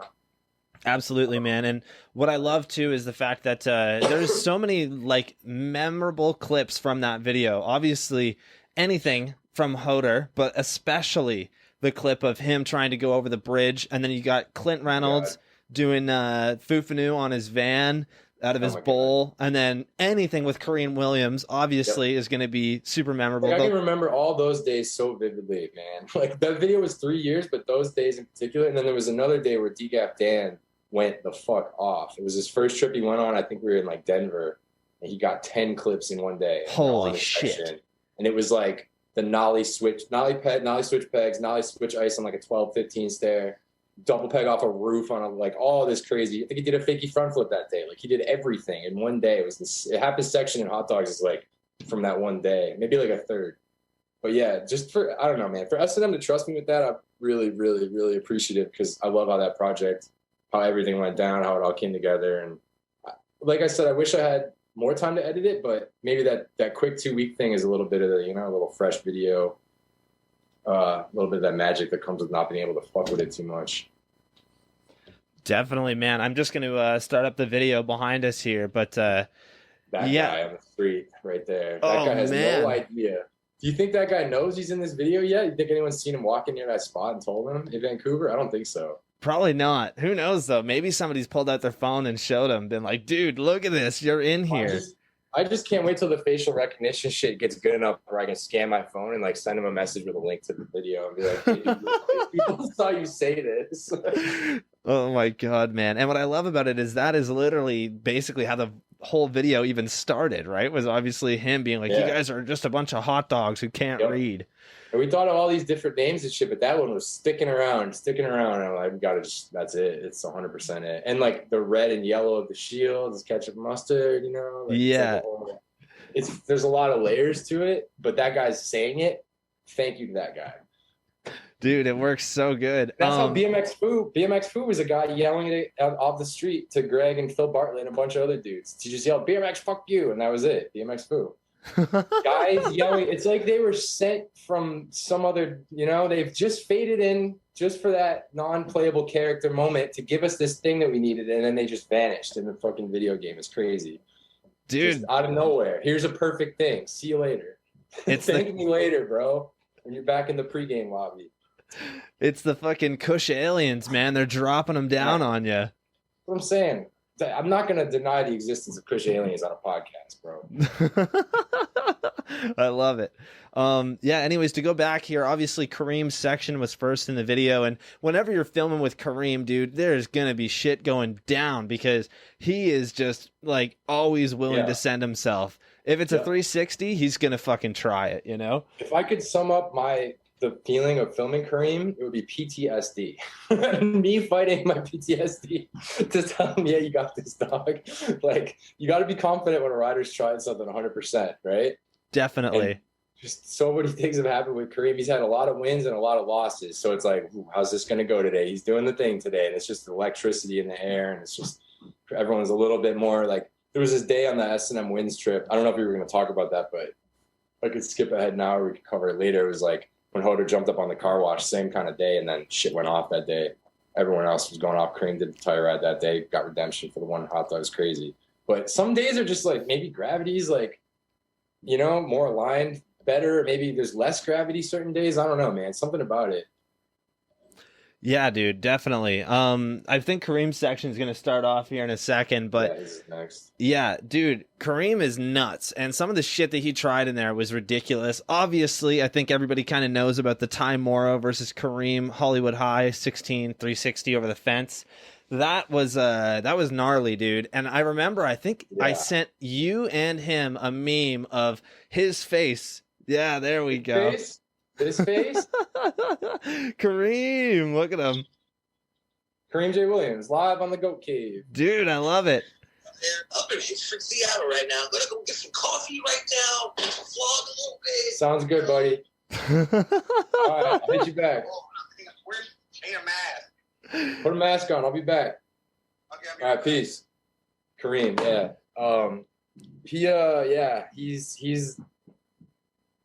he's a really good rider. Kareem's a really good rider. Not enough people give him credit for being a really good rider, you know? He's a really good professional bike rider. He's really good. And I think that he's got such a sparkling personality on camera that I think some people tend to forget that he's got his shit together on his bike, you know? Like, done some shit, man. He's done some real legendary moves. Absolutely, man. Even just trying that Hollywood High 16 thing is fucked. He was so close, bro. Oh, that shit sucks, man. Yeah, and man. Like, someone wants to go for it after, and you really want to do the trick that bad, like, that's cool, man. But, like, damn, you know? Like, Kareem was an inch away from pulling that shit, dude. You're not, I don't know, you know? Like, I'm going to keep my mouth shut on that one. Fair enough, yeah. I think I sent you and him a meme of his face over Ty Morrow holding the fucking poster. I'm all for the memes. I don't really, you know, it's like you don't care too much about, like, bike tricks and stuff like that. It's just, like, personally, I wouldn't have, you know, maybe we would have. Maybe if we heard Ty fell on it, we would have went and did it right away, right? Who knows? Maybe that actually, honestly, we probably would have. Who knows? I can't judge. Fair enough, man. But I agree with you that The Kareem is unreal. Ty is, dude, fucking next level, obviously. Everyone's good. Yeah. It's whatever you're into, you know? Absolutely. Something for everyone. Yeah, dude. There was a few other clips there, and I'm not sure if you were there for this day, but we got to talk about the Hoder bridge gap. I don't know if you were there. You were there? That day was fucking crazy, yes. Another one of those. But that was a day where, like, you have the days where everything goes right. That was a day where it kind of felt like the cards were stacked against us. We had a lot of obstacles that day to overcome, and it was just like you always want to try to go with the flow, you know, with street riding, and it felt a little like we were forcing the flow, but I think Hoder was leaving Texas soon, and he really wanted to do it, and just one of those question marks of, like, how can you even feel this out, you know? Like, I knew he could do it, and from the clip, like, he, again, like an inch away from doing it, you know, like 4 inches or something like that. He sailed over the whole thing, you know, his momentum took him over it. It was just like, I think the bridge came up a little bit too soon, or maybe a little farther away than he expected. Something just hard to judge, man. That spot in person doesn't make any sense either, because it's a steep bank, but he's going on it at a fucking 90-degree angle. So it's pretty much like he's bunny hopping over the bridge. Like, there's not a lot of lift generated. Yeah, man. And to think that he even fucking tried it is nuts. And that's one of those spots. Dude. That 3-2, he wanted to go back and do. And I went up to Seattle, and we made an executive decision to not do it. Fair enough. He said he wanted to respect Jimmy pulling it, and he thought that maybe he'd just come back from a really bad broken leg. And I kind of told him, like, it's okay to not do it. You know what I mean? Like, you don't have to do this shit. We can find another 360 that's different, you know? Like, and yeah. There's like you're saying, a lot of ways to look at BMX. There's I'm going to go to the thing that everyone knows, and I have the biggest dick in the world. You know what I mean? Like, that's cool. I'm glad you have a big ass dick, but, like, I like to find spots that people haven't ridden, and I don't know. Everyone's got different shit. Hoder, I like seeing him go dick down some spots though. Fuck it. Oh my god, man! It works for, like, guys like Kareem and Hoder. That's just not really. Personally, I get my energy from just riding something new or finding something new or stuff like that. Yeah, dude. And I'm just watching Hoder now. Hoder's so good, man. And yeah, this section too was really cool because Hoder, when I first got on S&M, Hoder was like kind of in a dark point, like low, like he'd been hurt, like I was saying, that leg injury and stuff. And he thought he was, like, done. Like, he was like, I'm done riding. I'm done. Like, I don't think I can, you know, like, he was, hopefully he doesn't mind I'm talking about this because he fucking came back and killed it. But I got to watch him kind of, like, he stopped drinking, got it together. And all this shit that we filmed in Seattle, man, this was like 3 weeks I spent up there, and we just rode every day, and just seeing him just, like, get back on it was so fucking sick, man. There's his Uncle George, man. That guy's a G. Yeah, dude. These clips are insane. Anyways, here's the bridge clip. Dude. This shit. Yeah, look at how flat the bank is. Like, he's so close, and he just hits his front tire. Yeah, he still wants to do it. I'll say that. Fuck, dude. Yeah, the bridge saga is not done.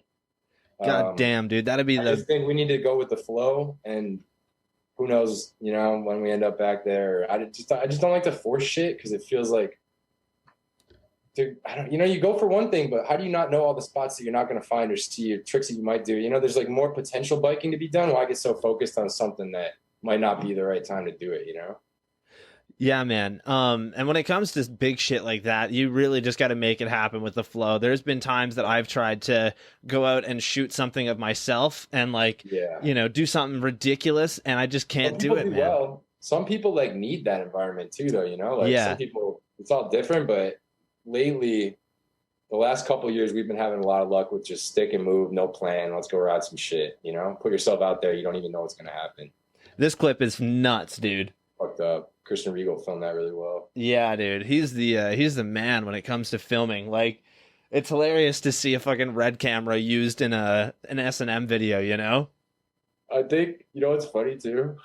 He sent, like, an MOV compressed file, and then he sent some red files, and I 100% just used the compressed file. It was probably like 25 megabytes down from, like, a couple gigs or whatever. I was like, I don't want to deal with this. Dude. People, I don't know, like, I can appreciate a really high quality video production, but, like, I think that you could film it with any camera, and you can make a good video with anything you got. Here's a good opinion for you, and I don't know if you agree or if you even watch snowboard videos, but I always find that snowboard videos, if you're using like big HD cameras, that's the perfect place for those things, man. Like, it's just so unreal when it comes to snowboarding. The framing too kind of works better on like a big, like a drone shot, or like framing BMX shots in that way sometimes doesn't work out that well. Like, just, you know, the guy's in the middle and that's it, and it's like this, but like there's no mountains and shit. It's just like a regular stucco wall, or, you know, I don't know. I think that you could take some influence from it, but I don't know if it, like you're saying, I don't know if it totally applies to, like, I mean, like the shit Dennis is doing definitely looks like snowboarding, you know, like that crazy shit, Drew Bazanson shit. You could definitely film like that, but like for what we're doing, like street biking, it's not not it, fam. I think the best thing for street riding is just to throw that shit in the bag, be ready to film as soon as you can film, and capture if people are riding and encourage people to ride. And that's pretty, you know, like real simple. Don't even white balance, pull that shit right out, hit record. It's better to get the clip than to not get it, but try to get it perfect and end up not doing it. And then the guy that, you know, falls or can't land it, or, you know, you mess up the flow. You got to go with that flow. And I use this robot camera has been like iPhone robot camera. We filmed S&M wins on a bunch of A7Ss, but I was just using my iPhone the whole time and stuff. And it's like, you can look at it from the angle of like, is this good enough quality? You can kind of just, I used to look at shit like that. And now it's more like, what's the story? Is there a story here? Let's tell the story. And once there's a story, it's like, you don't know what camera or what, you know, like if it's funny, it makes you laugh, like you get a vibe, like you're there and shit. Like that's what I'm after, is more that. And I feel like overproducing it makes it into and people are telling people, get out of the background and move that film bag. You know, it's like, well, that isn't what we were doing. Now you changed it, you know, like just do what we were doing. Like, I don't know. It's two schools of thought, and I can respect the other side too. But I've had a much more success the more I let go of all those little rules and stuff, you know? Definitely. Yeah, man. There's a time and place for everything, right? Like there's certain clips where I've definitely like spent, you know, a little bit of time setting up cameras and making sure that things are going to look good. But if there's ever anything that like I'm 95% sure the guy is just going to want to fucking get it started and just do it then and there, I will go to the spot before them and set up and get him to meet me there. That's the best way to do it, you know? Ready to go. Yeah. Every rider's like different, but it's always good to just kind of, like fly on the wall. Like just, all right, man. And like, it's good too, because you ride and like I ride. If you can ride with the rider while they're, you know, like that's amazing. I think that's like, it's so hard to film with a filmer that doesn't ride. Like it's really hard. Like you don't know you're just not on the same page. He doesn't know where your bike's going. He doesn't know how to get close on a feeble hard and make the front wheel go over the camera, or, you know, like, okay, I move from here to here and poke it. Like you need someone that, I don't know, me and Greg, man, Greg is like, it's so crazy to me that Greg Henry is a good filmer. That is just, we'll just say that one time. Growing up, the food videos, dude, Greg clips never made it into the video. You never had seen, I don't know how, it was like crazy that someone could film that bad. And then when I moved to Texas, Greg out of necessity became a good filmer, and it was so fucking awesome. Like so sick to watch. And now like me and Greg filming each other is like, not now specifically because of coronavirus, but once things are back to normal, we have a great, because we ride the same. We understand like how, we don't ride exactly the same. He does, you know, but he understands my riding and I understand the shit out of his riding, you know, and I know exactly like where he's going to go. And like, you can't develop that kind of relationship with someone unless they're a bike rider almost, I think, you know. Who was a worse filmer 10 years ago, Kareem Williams or Greg Henry? I'm not sure if you knew Kareem back then, but not just kidding. Damn. They were both really bad, but Greg was worse. Jeez, man. Kareem's pretty good at fisheye now, and he's okay at long lens. He filmed my ender for Hot Dogs long lens, actually. Kareem's pretty good now. Kareem I taught during that Hot Dogs era, actually, because I was like, dude, you got to be filming me because we're going to be filming this. Like, he learned during Hot Dogs, and actually, he filmed a good portion of my section. Now that I'm thinking about it, Kareem probably filmed about a third of my part. Nice. Very well. Yeah, and Greg, they could both film me as good as I can film or better. Like, I don't consider myself a very good filmer. I think I'm more like we'll get this shit and then, you know, like I was saying, build some kind of a story. And not even build, just kind of capture whatever story, you know, and then sort of try to relay that. Definitely. And I think when it comes to filming and editing, obviously, if you're doing both, it's going to be a lot easier. I don't know if you've ever dealt with any situations where like you're editing somebody else's clips or filming and then somebody else edits it. I've always had a really, really difficult time with that. Yeah, I like to edit my shit. I even like to edit other people's shit. Like I would rather edit it, you know, like just give it to me. I'll do it. Yeah, dude, definitely. I just think I've spent like a lot of hours, a lot of hours in the Premiere, and let me handle it. You know, like, oh fuck yeah, bud! What you got there, bud? Is that a cider? No, it's a beer.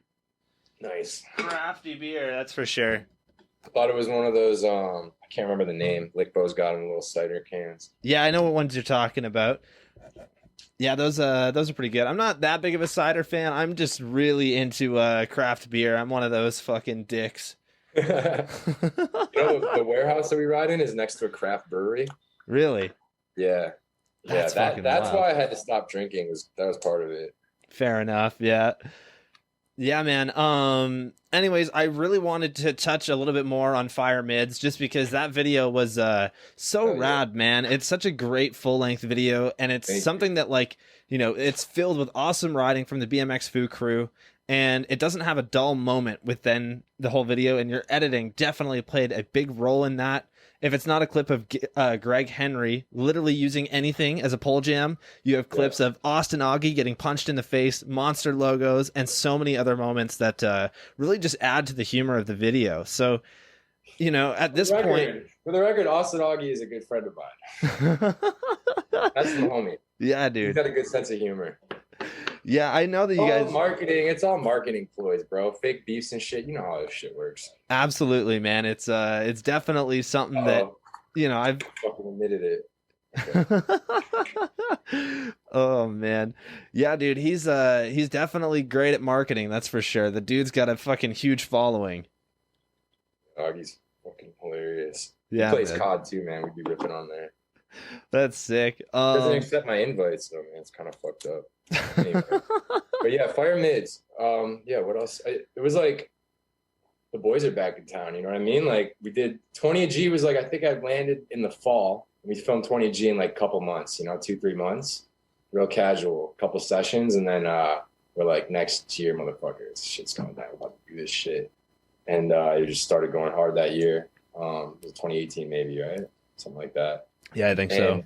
That was like my first full year back up in Fouville, and it was just fucking right back to where we started, pretty much, like where we left off, where we started, all that shit. And we did a couple trips, did a really good trip to Binghamton, like kind of, you know, like a pilgrimage to the sacred FBM grounds. You know, they laid the groundwork with All Time Low and the other videos when we were younger, and sort of like go ride some spots. And it was just like, went to the Belmar and shit, and had just an old, like, it's always like we think maybe we won't do another food trip, and then boom, food trip. And then we always think we won't smash shit and flip over flower pots downtown, and boom, destruction trail. We always think it, you know, it's like, it's just like, okay, we're the same shit all over again. Fuck yeah, here we go. And then just to see how that video came together and shit, and just, man, it was to do another like year video and then another premiere after the Foo 6 debacle, a 6-year fucking shit show. It was just like, fuck yeah, dude. Felt really good. Yeah, I was gonna mention one of my favorite sections actually is the section that you guys labeled as the boys are back in town. It's just such a great, you know, kind of friends mix part. And dude, honestly, you guys really killed it with that video. I think it was the like best kind of comeback. I know that you guys did 20 a G, but that was like the first full length. Thank you. It felt like a comeback. Yeah. And like, I don't know why we didn't call them like Foo 7, Foo 8. You know, it was I kind of see it like Foo 1 through 6 are their own thing, and then this is the new Foo shit. Like, this is the Foo stuff. 10. This is the Foo stuff that Disney bought, and now the production level is way higher, and you can tell. You know how long that took a MacBook Air to render, bro? Come on. Dude, that was 48 hours of rendering, and I had to put it in like a cold room in my house near near the back glass door where it gets real cold, like in a little like back room. And yeah, that's wild, that shit man. sounded like an airplane taking off. And it failed so many times. It probably took like 2 weeks of trying to do that, and I couldn't do other shit. I was just trying to run that over and over. Jeez, man. Yeah, whenever I do these podcasts, typically, you know, a 2.5 hour episode takes probably 6 hours to render. And that's on like an iMac with 16 gigs of RAM, and I've got everything in hard drives, and the space on it is supposed to be cleared out.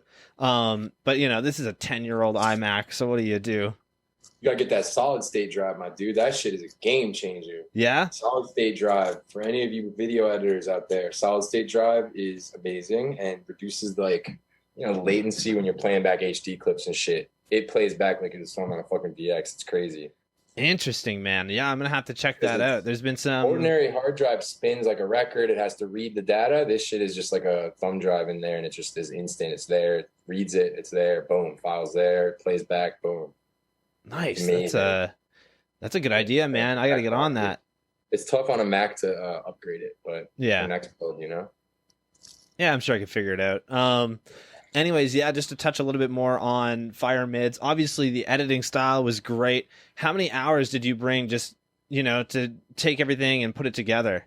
A lot. That was a lot of editing that video for sure. That was like more of a hot dog style, like going crazy for a couple weeks straight, you know, like, and then like, I think the animation in the beginning was probably the last thing I did, and just kind of like the cherry on top. I'm like, God, this will just take it over the top. This fucking intro, like. I was just picturing at the premiere, this shit comes on the screen, like, be crazy.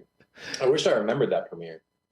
Dude, that's I actually do remember it. I remember as soon as we got the video on, and you know all the stresses, right, of a premiere. You got to line up all the shit.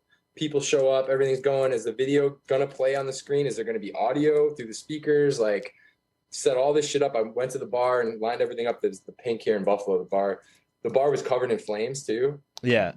Fire Mids. It was like has a cellar door out front. Like the luxury dudes were in town, and they were like, we were wondering where the spot was, and then we saw the bar with flames and the fucking cellar door, and we figured, oh, Fire Mids must be there. Of course it would. Go with the flow, you know? Yeah. And yeah, we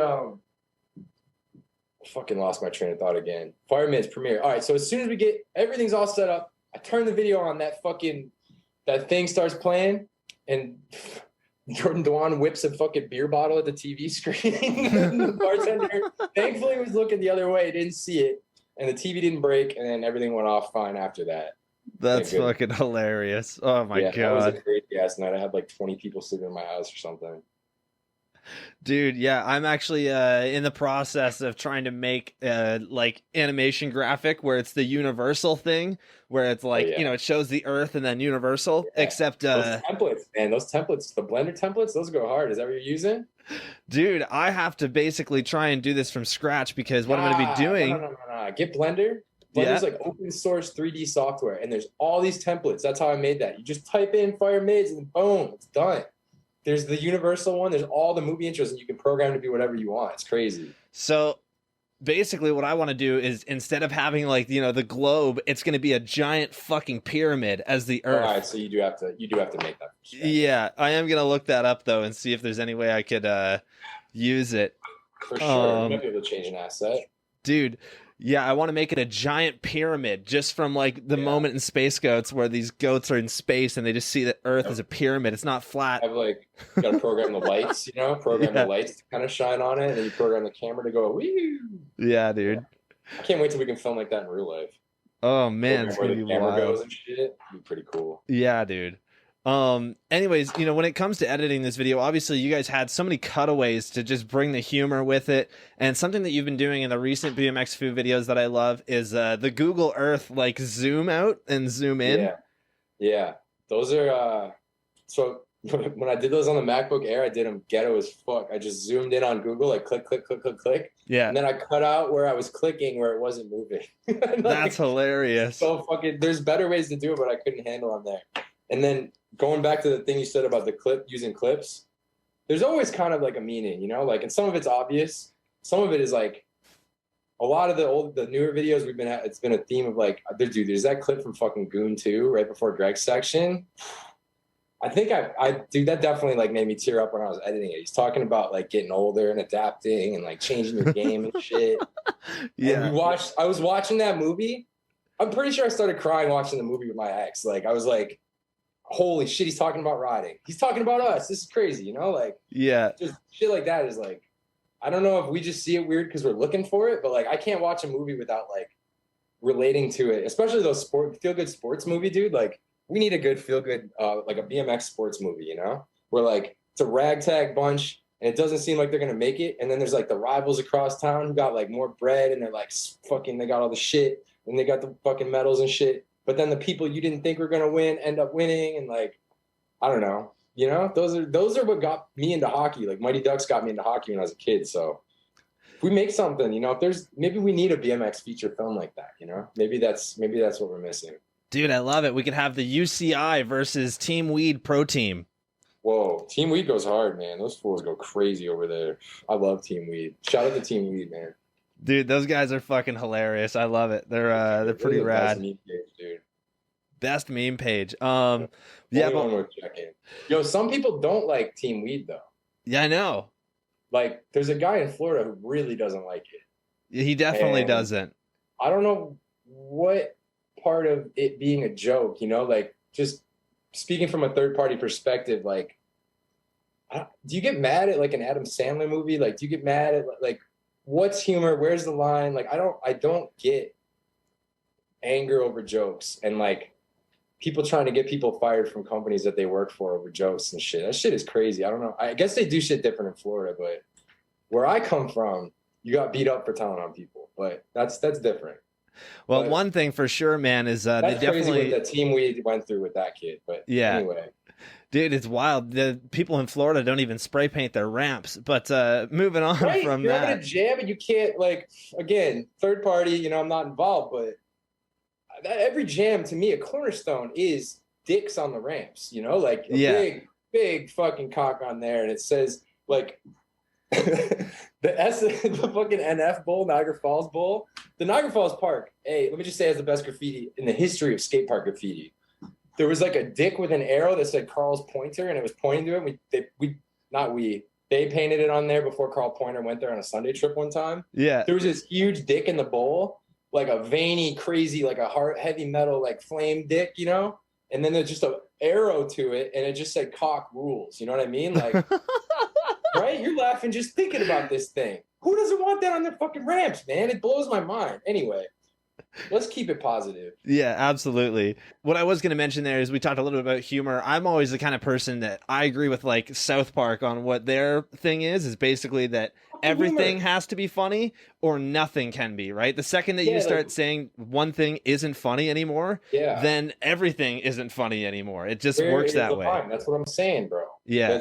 A joke is a joke to me. And absolutely. My family, like, I grew up in my great-grandma's kitchen. Both my parents worked like crazy nursing jobs, and they were like day shift, night shift. So I would be like at my grandma's house in between type of thing. She was like a Polish lady, and like she it just fucking I lost my train of thought. What were we talking about? Just humor and whatnot. Yeah, okay, all right. Polish immigrant lady, right? Lived through the Depression and shit. So she had to have a sense of humor. And my great grandma would like chirp this shit out of us. Like she was crazy. She would like if someone went and told on someone, she would tell them that stitches get snitches and snitches do the dishes. And you got to go do the dishes. Like it was like the humor was infused in my family, I think, to deal with like hard times when they were younger, you know? Yeah. My family is jokes all 100% of the time, you know? And that's kind of why like I got along with the Niagara guys so well, is because it was like, oh, you guys are humor guys too. You're of a humorous nature. You guys are, you know, like you choose to see that in the world instead of like you were saying, seeing something you might get mad about, you know, like you could be you could laugh at something or you could let it bother you.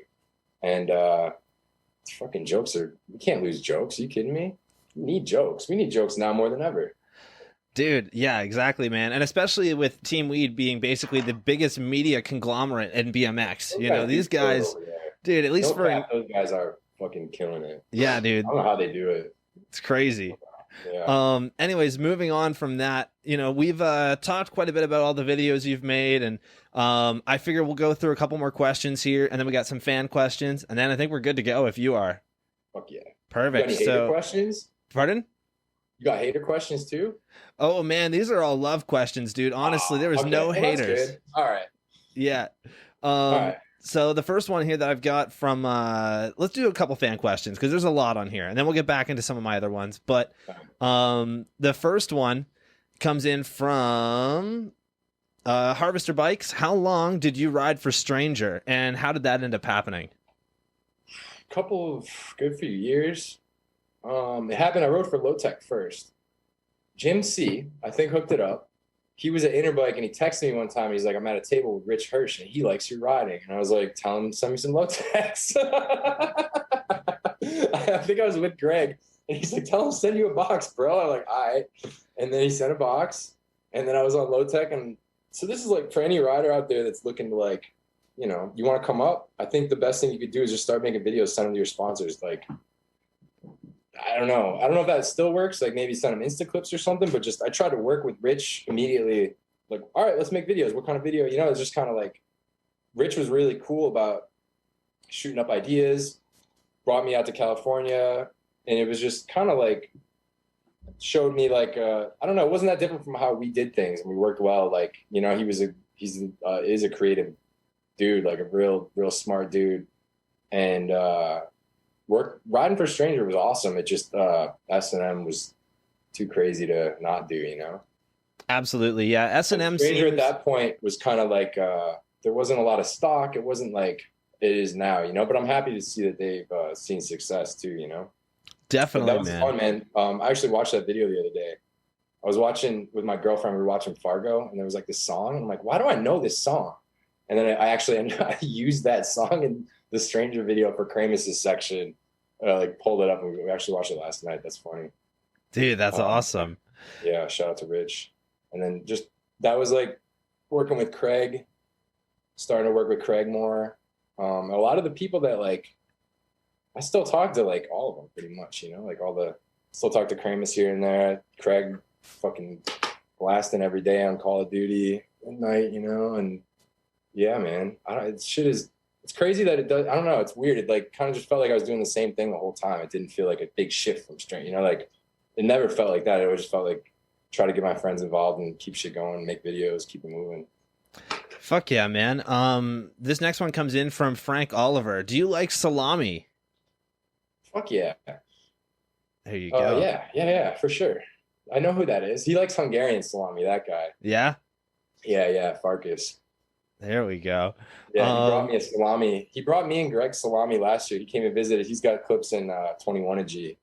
He came through and brought some salami and some paprika. And Hungarian paprika is more like it's like a pepper sauce. It's like chili flakes, kind of like a sriracha. And yeah, it was good. Farkas is the man. I love it, man. This one comes in from Bird Worldwide. Can we box like Logan Paul? Dude, CT ain't no joke, bro. I'm not trying to push that, man, but we could play COD. Fuck yeah. 1v1 me, bro. Dude, who's going to win? That's going to be a tough one. For sure, mate. We'll do 2 more fan questions, and then we'll jump back into some of the other ones that I wrote. So this one is from BMX. When is 22 a G coming?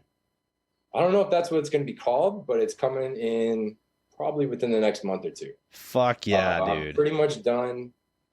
So this is what I need to do. I got Zach's section's done. Greg's section's pretty done.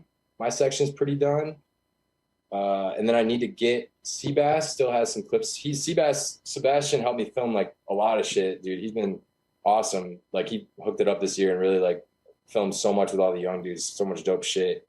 And I have to go through and make like I got to make Seabass's section, and then the people that don't have full sections, I got to figure out who's a split, who's a trio. And then I'm probably about halfway done, but I could knock it out in like, if I were to sit down and really edit the shit out of it, probably 10 days of editing, like full days. Decent. That'll be awesome, man. Try to sneak it in on like, I've been on the weekends and shit trying to, you know, chop away at it. And I got to get some clips from Sean Swain, which is much harder than you might expect. He's really good at riding. He's like one with nature, but he's not one with computers. Dude, fair enough. Yeah, that's I always find that's kind of the case with certain people, man. Some of the like greatest riders in the world, dude, I have had trouble just sending them a Zoom link, being like, hey, just click this, open it, it should work. Yeah. There's different kinds of smart, and biking smart is like a type of smart that it's not going to show up on the report card at school, but some dudes that, you know, they might not seem like you're saying tech savvy or anything like that, but these dudes figured out how to do crazy shit on a bike that no one's done. So that is very smart, you know, like that's naturally, instinctually smart.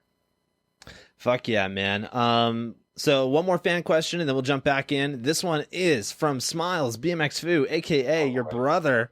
Are you cousin? But yeah, pretty much. Oh, your cousin. Okay, I see. Pretty much brother. Anyways, he's saying, are you Cirque or uncirc? I was uncirc until age 18, and then I got circ. Yeah. And when I write, I'm gonna work. I've been working on a memoir, like a life, you know, kind of like an autobiography. Yeah. And it's gonna be called "Both Sides of the Coin." You know, by Charlie Crumlish. Oh man. My life, my travels, what I've learned on both sides of the coin. Dude, I love it. Yeah, my good buddy Jason, he had something similar, and he fucking sent me a photo of his dick after the operation while I'm at work. So I like open up Snapchat, and here's his fucking dick in a bandage. This wraps so tight. I didn't have Snapchat when I got my shit, and I had fucking Percocets and shit after surgery, man. That's good. Oh, fuck, Good dude. thing I wasn't around back then. Yeah, dude. Fucking everybody would have had a photo. Yeah, anyways, we'll jump back into some of these here. I know that when we were kind of prepping this show, I made the stupid mistake of asking if you were still living in Austin, because I should have just known that you weren't. But it's all good. Yeah, dude. I don't really tell people where I'm at. You know, like I didn't tell you. I didn't call you and tell you that I'd moved back. Yeah. Yeah, Austin was good. It was good that I did it. It was good that I did it. You know what I mean? It was good. A lot of good. I made some lifelong friends though. Like for real. Like some of the best riding outside of like the foo shit that I've, you know, like riding with Seeley, riding with Elstrand every day. Devin Lampman, mag wheel guy. Like when I first moved down there, riding with those guys, like meeting Devin and Lampman and mag wheel guy, and they were foo guys. Like it was just, oh, you guys are, yeah, you're the same as us. Like and it was just like, let's roll together. Like we've always been together, you know, like it was crazy. And it was just the amount of spots that we found down there and the amount of shit that like, dude, it's endless. And that we could talk some shit. Like, I just want to see people fucking exploring more. There are people doing it for sure. I'm not saying like nobody's doing it, but there's so much down there, like just to go to water ledges and house park. Like, hey man, if that's what you're into, that's chill. I'm not going to tell anyone how to bike, but there's fucking crazy ditches everywhere. There's like 500 of them. They're everywhere. They're like skate parks. They're fucking nuts. Shit's crazy. But yeah, Austin it's tough to like be productive there for some reason. I don't know. Maybe because it's too much riding. It's like too perfect. Weather's good. There's, you know, fucking shit everywhere to do. Like I don't know. I need personally growing up with a winter, I need a winter to like, okay, springtime, get your shit together. We're going fucking BMX mode, you know? Being up in the kind of northern hemisphere, it is one of those things that, you know, us riders basically only get to ride once or twice once or twice over the wintertime if you've got kind of quite a distance to go, you know, like at least this year. And it was rewarding, you know, like it was like, damn, I get to go ride the indoor. Fuck yeah, I'm going to go crazy. Like it was just like, I need something to like push me like that, you know, and winter is like, you can't control it. You can't ride street. You can shoulder the spot, but it's going to be fucking icy and you're going to eat shit. Like, and your bike doesn't feel the same because it's freezing. Like your bike is cold. Like, you know, like your shit isn't gonna flex the same. Like your tires don't have any bounce; they just go clunk. Like, but then when shit's good, you're like, it's summer. I'm at the spot. I can't wait to do this fucking trick. You know, like down there, it was like there was the ender in my food bar promo was a half cab off the roof over the little like chimney thing. Yeah, that was the fucking block from my house, and it took me like. It was just there every day. And I'm like, I can do this at any time. There's no spring and summer. There's no like, and we did it one day, but it felt like it was like forcing the flow in that direction that day. Like Elstrand and Jeremy Infelice came over and helped me film it and shit. And it went great, but it didn't feel like my natural like riding state of like, you know, I pushed myself way out and just to like go, I don't know, you know, it was like different. It's hard to do that on the regular for sure. Yeah, absolutely. And I'm not sure if many people know this, but Eric Elstrand is actually the Foo Man in the bar promo that you guys did. Played by Eric Elstrand. Yep. I love it. He was by far the best Foo Man. He filmed most of that thing too. Him, Celia Lampman, Magwheel, all those dudes were all rolling together. Frankie Dank was in there, man. It was a good squad. Like, eventually Austin had run its course for me, and I ended up kind of in a stagnant position, like riding wise, and I just needed to make a change, and I missed the boys, and I missed, being here. But I think that moving down there made me push myself harder riding wise, like just kind of having nothing to do but ride at first. Like, okay, this is what I've been waiting, like, let's do it. And then after like 4 years of doing that, I'm like, fuck, man, what am I gonna? I don't give a shit. Like, what do I need? I need some fire. I need some fucking fire mids. I need some fucking, I need my boys. I need some fucking spots that I grew up on that I'm better at riding, and I can go do something bad. I don't know, just that type of shit. And finding something in my hometown, that's motivating. Like, Buffalo is the best for riding too, man. It's not just because I live here. This city is fucking amazing. Yeah, I was going to say, Austin is really known as one of the BMX capitals of the world, right? There's so many dudes there. Like, it's honestly where most of the pros in the States live, is Austin or Huntington Beach. And then everybody else is always going to Barcelona. Montreal is obviously real big, which we'll get into in a minute here. But Buffalo is kind of one of those hidden gems, it seems. Buffalo, the history of Buffalo, it was like New York City Junior when the steel industry was booming. So 1800s, 1900s and shit, they were like, it was fucking booming. And the buildings were built everywhere in the style of New York and of that era, brick buildings, concrete, iron, steel. And those are spots. And they're fucking everywhere too. Like, you go outside of city limits and there's other cities out there. There's Lockport. You go toward Rochester, there's a bunch of stuff. You go to the southern tier, there's all these other little Dunkirk, Fredonia, all these weird little areas where, like, architects, like, Buffalo was like this architectural, like, Barcelona, like, it was like, for architects, they were coming here and designing buildings because Buffalo was like trying to flex and like get the best architects here to build shit, because they were like balling. They had, like, the World's Fair was here and shit. So all that shit is still here, mixed with a shit economy from the steel industry tanking, meaning all those buildings are empty, or like there's no security, there's no money for security, it's none of that. There's no traffic. You can hit 20 spots in a day easily. Like, I get people here, and Kareem filmed the section in like 4 days. He wasn't even a full week he was here, 2 travel days, knocked out a full part. Easy. Like, I preach it all the time, and I try to get people to come here all the time. For some reason, Buffalo is like a punchline, but it is one of the best cities I've ever been in for riding street, objectively speaking. Like, I've been a lot of different, Barcelona is incredible. Obviously, that might be the best city for street riding on earth. But as far as U.S. cities, Buffalo is, look at the videos. Like, you see it. Oh, yeah, dude. Crazy. Places like this, like in like New Jersey, like, don't quit your day job and all that shit that we grew up on. Similar construction, similar era of buildings, and same idea, except there it's busy. So it's like, here is kind of like there, but empty. And like, it's literally a paradise for street riding. And I can still, if I like just want to go find a spot, I can go fuck around in some weird part of town and find, 5 new things. It's crazy. Yeah, dude. And, obviously the scene there has been big for a while. Jim Selinsky, that's like one of the biggest names in BMX. He has to speak to the architectural style here in Buffalo that one of the most innovative street riders of all time came out of here, right? Like, doesn't absolutely, say about the buildings and the spots? Like, he just, like, they're weird spots. Everything, it was like the architecture was like, they were encouraged to be creative with the building style downtown and in the surrounding areas and shit. And it just, there's like a bunch of Frank Lloyd Wright here and shit. Like, they were flexing back then because they were balling. And then, like I said, everything went under, but it's perfect for what we do.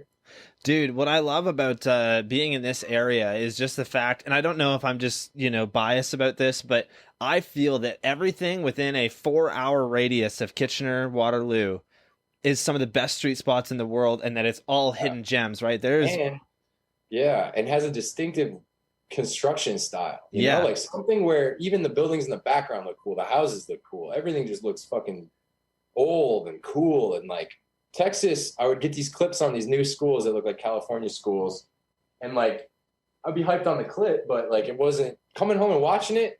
And then when I started filming 20G, when I moved back, and you just see these buildings coming up in the fisheye, I'm just like, oh yeah, like this is what I was fucking missing. Like, this is the shit right here. Like, could be just because we're from here, right? But I feel like even like Vic Park, that place looks cool. Like Oh, that fuck big yeah. concrete and like everything's built with back then with an intention to like actually looking cool and kind of being like a sculpture and something that people might want to come and check out, you know?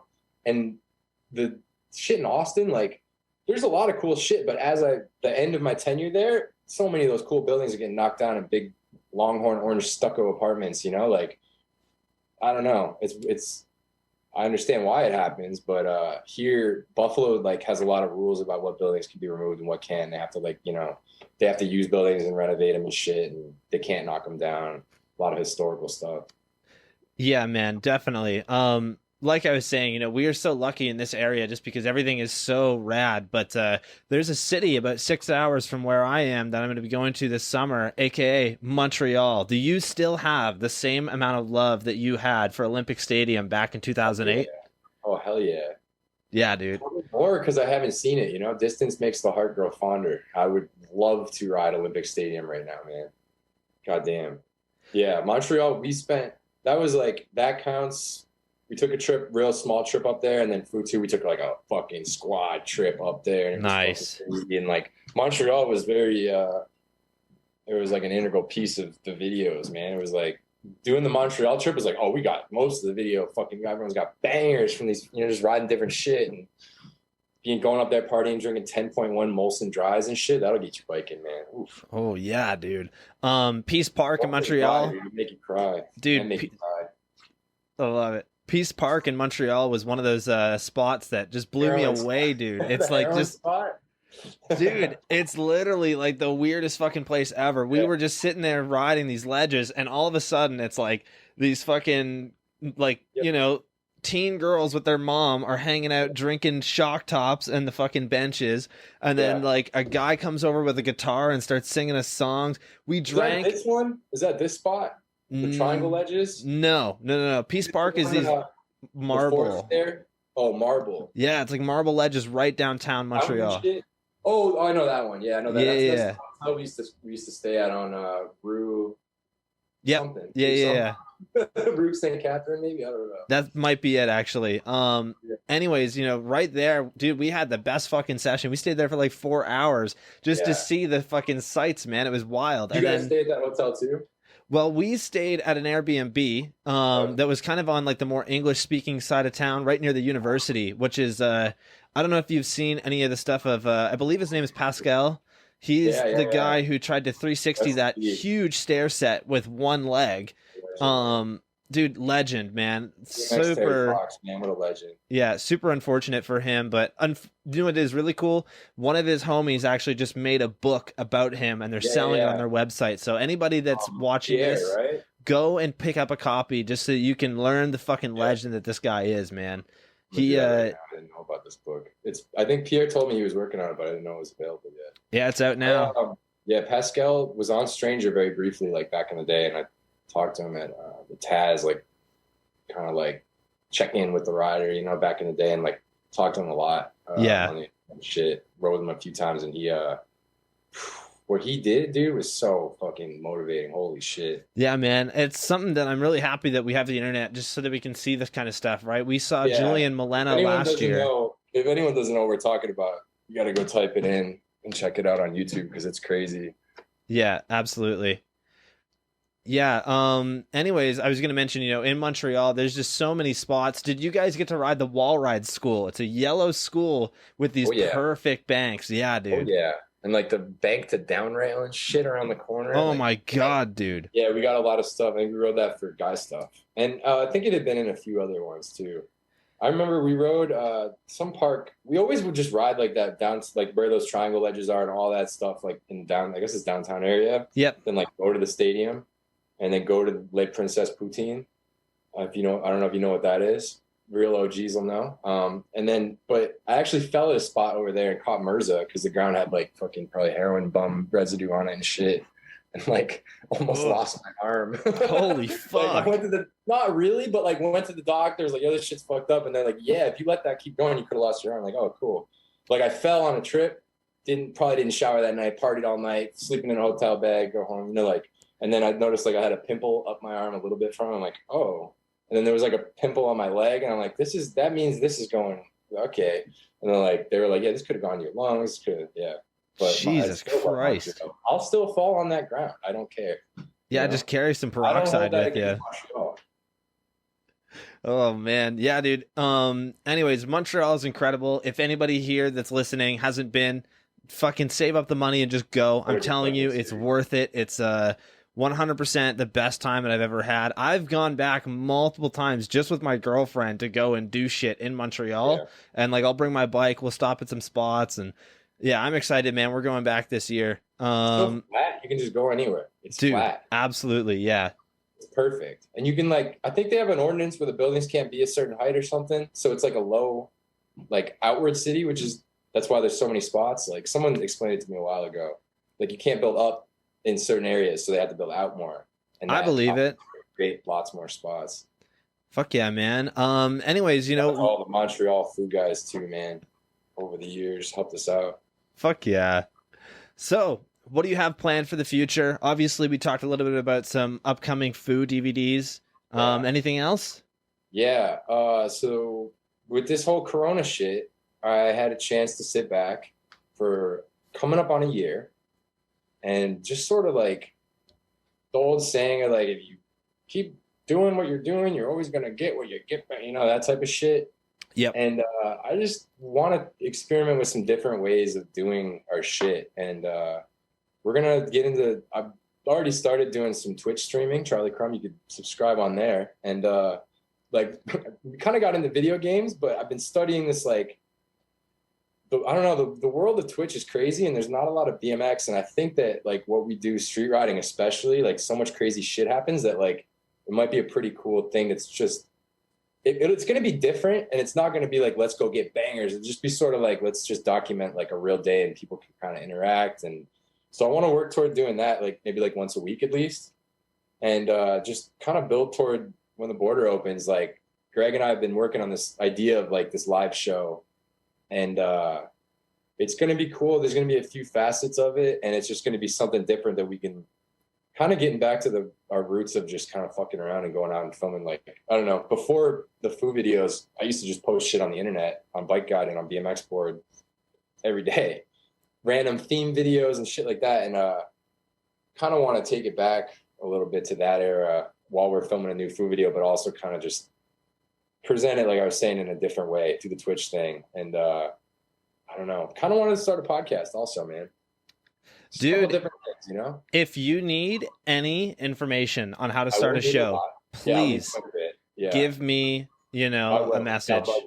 I'll bother you a lot. Yeah, I need to, just because like I think about, I've been looking back and it's like we did a lot of riding, but I haven't done a lot of explaining, or we haven't relayed a lot of information that I think that like that we have about riding and about filming and editing, and that'll help the next generation so much more. So it's just looking back now, if I can do something where, because when I was younger, I remember looking up like skate perception, little tutorials and shit. You probably like when you were getting into filming them, I'm sure you found some resources or whatever. Oh, definitely. Not a lot of that, like there's not a whole lot of that. Like I think part of the Twitch thing, I might even just live stream like editing sessions and shit too, and just show like the back end, and people could have input on it and shit. I don't know. I just want to try to, Kareem, I'm going to put it out into the air right now. Kareem is going to move to Buffalo this summer. And this whole thing that I want to get, I think he would be the best Twitch character like ever. Like this whole realm of this whole thing, that it's just a different space. And like, I'm not so much of like my thing isn't like, we're going to do the best fucking tricks. Fuck, it's not that. It's like, I mean, Hoder's still on that. Some of my friends are still on that, but I just want to like push myself, and I want to just make some funny shit, and I want to I just want to make different shit, like just experiment in different lanes. So a live show, maybe like we're talking about a live Kareem's World where we make the digital sets and shit. And if he gets up here, when he gets up here, we'll be able to do all that in person. It'll be a lot easier. And that's something that I think we'll be able to create a lot more content quickly if it's live, instead of having to edit, because I only have so much time and shit gets crazy. Dude, definitely. I was actually just looking at a photo the other day that popped up on my like Facebook memories of when I first started this show 3 years ago. And dude, I literally filmed like 10 episodes all on tape cameras, 3 different angles, 2 hours each, you know, Editing all on that tape shit. cameras where you'd fucking bring in 6 hours worth of footage that you need to cut, you know? Dude, One trip to fucking Canadian Tire to get more tapes every fucking episode. dude, absolutely. Like, gonna miss something. Nowadays it's all done through like, you know, my A7 and then webcams and a mix board and a switchboard. It's so much easier and it literally allows me to edit on the go. So if you That's need what I'm saying is you can reevaluate how you do things. And that was sort of what I had an opportunity to do. And I'm like, well, there's new tools available. So like, if I was to do this starting from scratch, what would I do? You know, what would like 16-year-old me do? And I'd probably like fuck around with this Twitch shit. It'd be amazing. Like streaming a live street session, some of the funniest shit. Sometimes nothing happens, but people watch people play video games all day. Like, yeah. And we play video games too. So like you can mix the video games and the BMX and it'll kind of like bridge the gap. I don't know, man. Dude, Video I games love are it. good. Video games is a lot like BMX. I hated on video games for a long time, but they're kind of like a brain sharpening tool. They're a whole world, this online gaming shit, dude. Absolutely, man. I want to hit.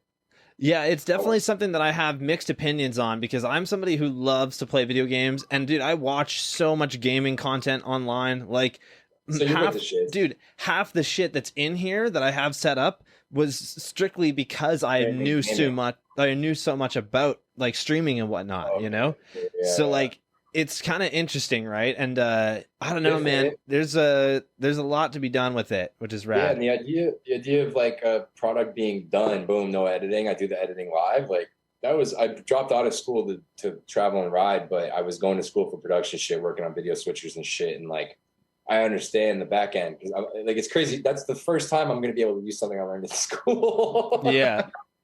Nah, that's not true. But I don't know. Sometimes school is good at teaching you what you don't want to do, you know? But yeah, the live streaming shit, it's pretty attractive to be able to we could like get a video done without having to edit it. That sounds pretty good.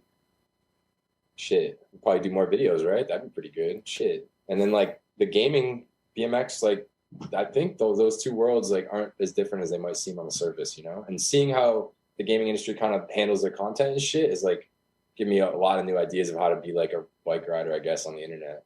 Definitely, man. It's something that I think a lot of people could take influence from. One thing that's attractive too is like they kind of play characters, whereas in BMX everyone's tied to like their real self, you know? Yeah. And like we were saying, people get real tight over jokes and shit. But it would be cool to create a space where we're more like characters, you know, like and not take it so fucking serious. Definitely, man. I agree with you there. Yeah, dude, I think it'd be rad to see Kareem move down there. You guys will be able to do so much He's more. going to for sure. Yeah. Yeah. Yeah, dude. Nice cheap here, man. Fucking spots for days, and then figured, yeah, he'll probably just live here forever because he'll be making a lot of money off Twitch. So it'd be hard to turn that down, you know. Fuck yeah, man. I love it. Portal will open back up, and then we'll be rolling. Foo Twitch channel. Love it. Man, we're running F Park with Capone Rider, and he's hosting. He's holding my phone. What up? Like, I Hell think yeah. that'd be fucking hilarious. I don't know. There's actually Wi-Fi there from the fucking the plaza next door. Yeah. Nice, dude. And phone plans are so crazy nowadays. I have unlimited data, and I don't even know why I'm paying for it because I leave the house 2 times a week nowadays. Like, I'm literally just using my Wi-Fi at home, but yeah, it's You got IRL stream, man. That's what the IRL stream. You gotta have that unlimited data for that shit. But yeah, I think it's like a whole new fucking universe of like ideas and shit that we could apply. And I don't know. We've been doing this for a long time, and I'm still gonna keep making the traditional food videos and shit. But on the side, that's something we could do. You know, it would kind of create the time to do it because it's live. Absolutely. Yeah, man. It works out so well if you do it that way. Like, I'm And I telling don't you even from care anymore. experience, it's All right, way sure. easier. Yeah, and like I don't really care that much if like an ender or a banger gets spoiled or you know like if there's a couple people watching it live, whatever, that we're here, you know, like I would like even maybe in the future like I'm just like edit a food video on Twitch, you know, like I don't really people who really care about it might want to see the tricks beforehand anyway. You know, like I'm not like, yo, it's a secret. Like that was like restrictions placed on myself by myself in the past, you know?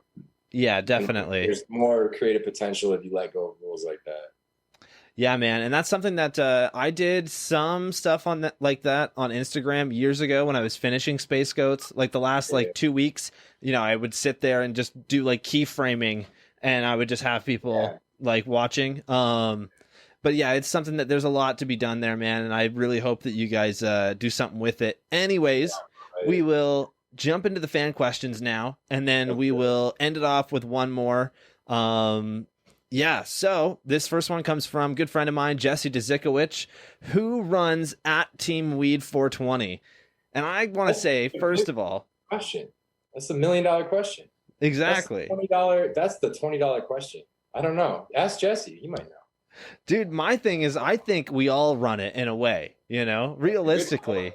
That's a really good point. It's called Team Weed, right? And it's a team.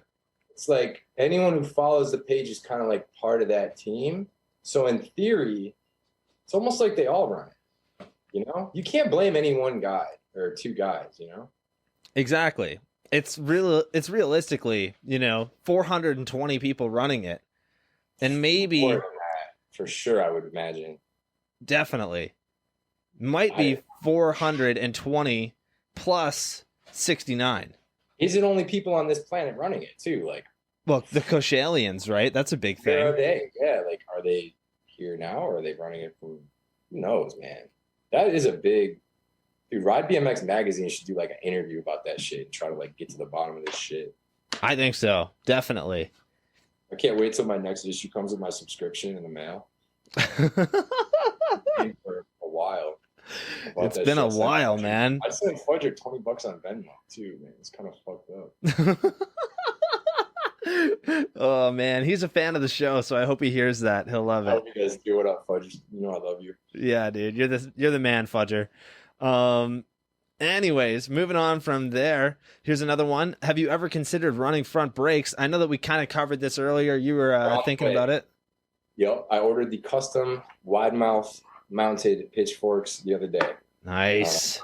And they're in the works. They're fucking slammed right now because of the COVID bike boom and like kind of the shutdown and then everything coming back, and it's like shit's moving, which is good, but fucking probably gonna have to wait a couple weeks on my weirdo forks, and that's okay.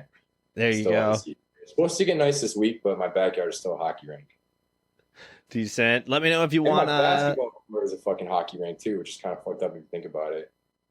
Yeah, kind of. I was gonna say, let me know if you want to be cool like me and run the one lever mod. It's seriously the worst. There's no reason to do it, but I love it. Sounds like I'm gonna die. I hit my brakes on half bunny hops, so I would like fucking something. I would skid and then jump. Dude, I don't know why, but I find it so hilarious that you like are so committed to calling it a half bunny hop now. I love it. What are you talking about? I think it's a great name. I think it just rolls off the tongue. Half bunny hop. You know what I love is that Steve Caballero didn't want to contribute to BMX in one way, but now he's contributed in a whole different way. That's why. That's why we are using the name. Damn, I lost my lighter. This is bad. Oh fuck! You better find that. Yeah, dude. All right. Whatever. We'll find it. It'll turn up. Alrighty. So this next one is from your favorite uncle, aka the fucking fan of the show, dude. Before we get to his question, I just really want to thank you, dude. Thank you. I just got some stuff in the mail from you today. But yeah, you're rad, man. I love you. He wanted to say, how did you end up with a part in Ride Away on your pussy ass bike? Shout out to Team Dilly. Shout out to the Stark family. Yo, Kadama. I don't even do this shit either. First fucking try. Shout out to Reed and his brother Kyle. Shout out to Adam and Bink and Seth and fucking all those boys, man. Brandon, everyone. Team Dilly and Fu were like came up on the message boards, and we collabed, sent some clips back and forth, on Instant Messenger. And I would talk to Kyle, and we helped back in the day. This is funny, and Reed Stark reminded me of it at the Hot Dogs premiere. He told me, he's like, dude, you guys got me on Sunday back in the day. And I'm like, we did? And I'm like, I guess we showed Jim C one of the Team Dilly videos, and we're like, this kid, Reed's section and It Do was like insane. He was 14, and we're like, kind of just had a friendship from afar, and we've hung out in person a few times since then and stuff. I don't know, Minnesota and Niagara are kind of like not so different. We're like kindred spirits up here, winter boys, You understand? Fuck yeah, I love it, Winter man. boy thing, man. I can't. These guys with no seasons, man. I don't know, man. It's not for me, you know. Yeah, I mean, the dream would be to live somewhere where you can ride every day. But realistically, dude, I kind of like being in Canada because you get that couple months where you can't ride. And then when you come back, you're just going to shred super hard because you know that, you know, tomorrow it might fucking snow. Who knows? Sometimes you got to take a step back to take 2 steps forward. Absolutely. There you go. Austin felt like a lot of steps forward for me. And I don't know where I am. Just stepping forward. You went the wrong direction and didn't look at the signs. You listen to One Direction. Dude, there you go.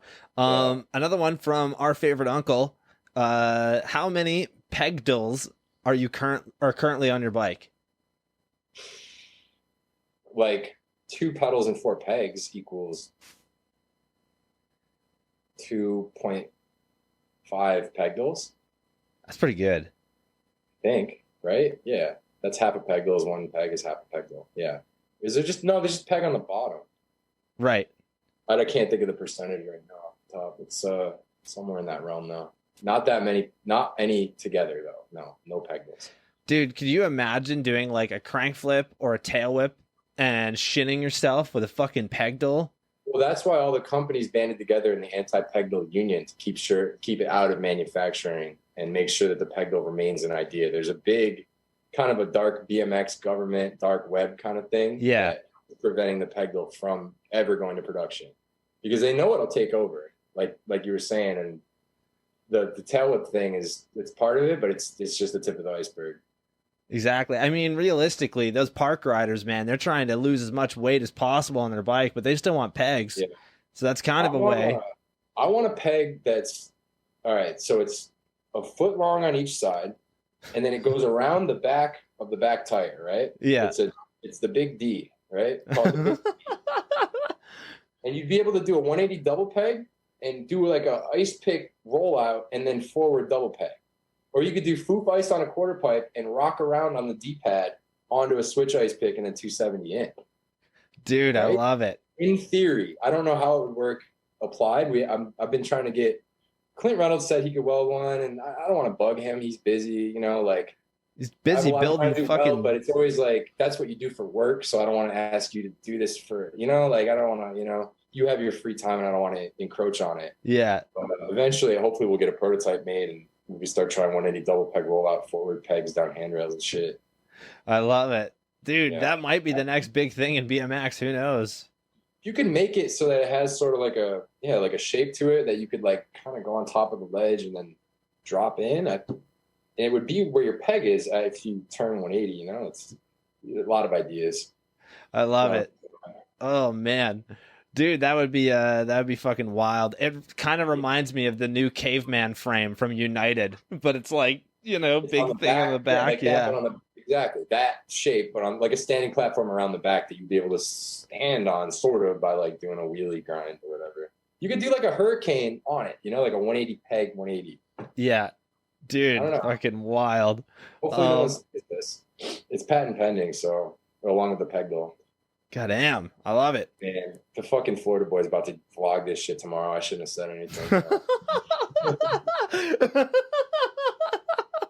Damn, dude. Giving away free revs. Son of a bitch, dude. I love it. Might have to edit that out. No, I'm just kidding. Yeah, we'll see. This one comes in from another listener here. Why did you miss the chance to make 2020 a G video for BMXFU?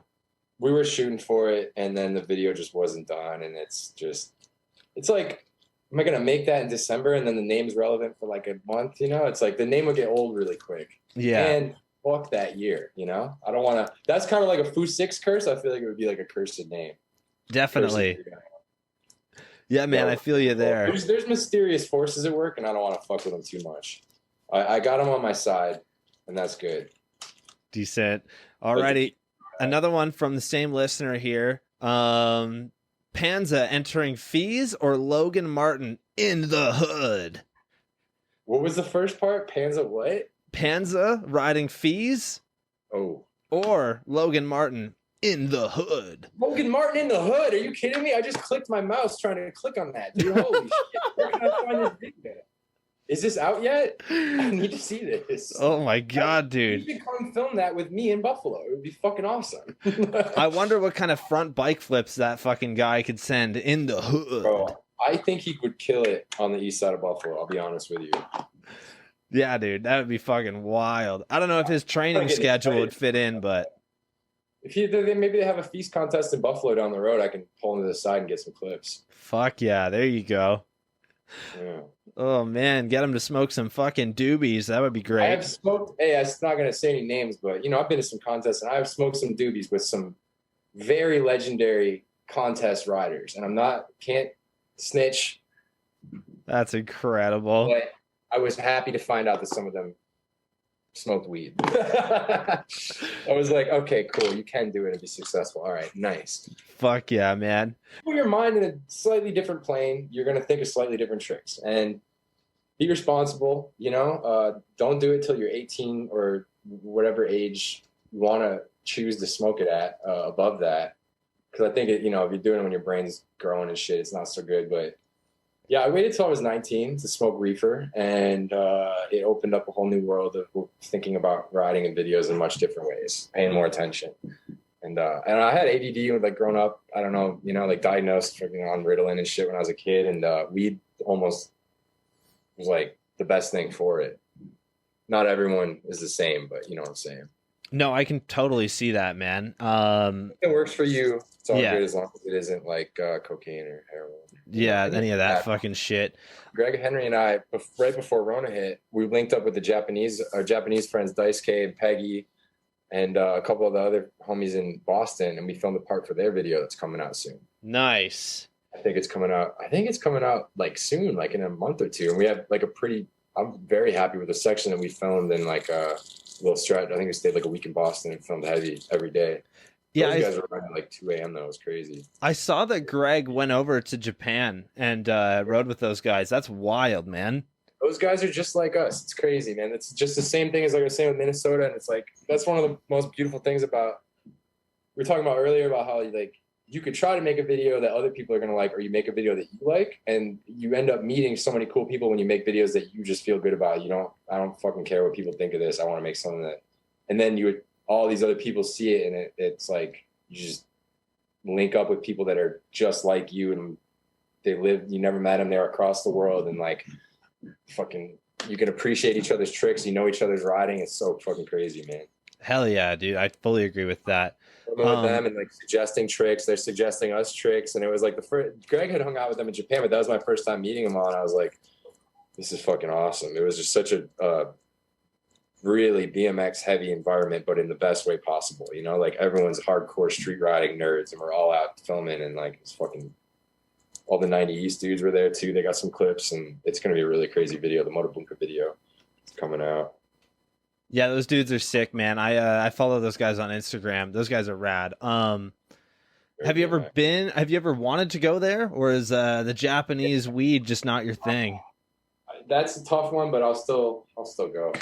I was like kind of sort of supposed to go with Greg, but I had bunch of shit always kind of just keeping me in town, and I couldn't fucking ball out and just go to Japan at that point in time, and I fucking wish I had, especially now with the way things are shaped up. But we'll go back for sure. I'm sure we'll make it over there at some point. I want to go there. I want to go Russia, hang out with Pasha, all those dudes over there and shit.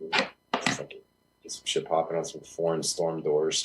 Dude, you could have fucking done mushrooms with Van Homan in Japan. Yeah. I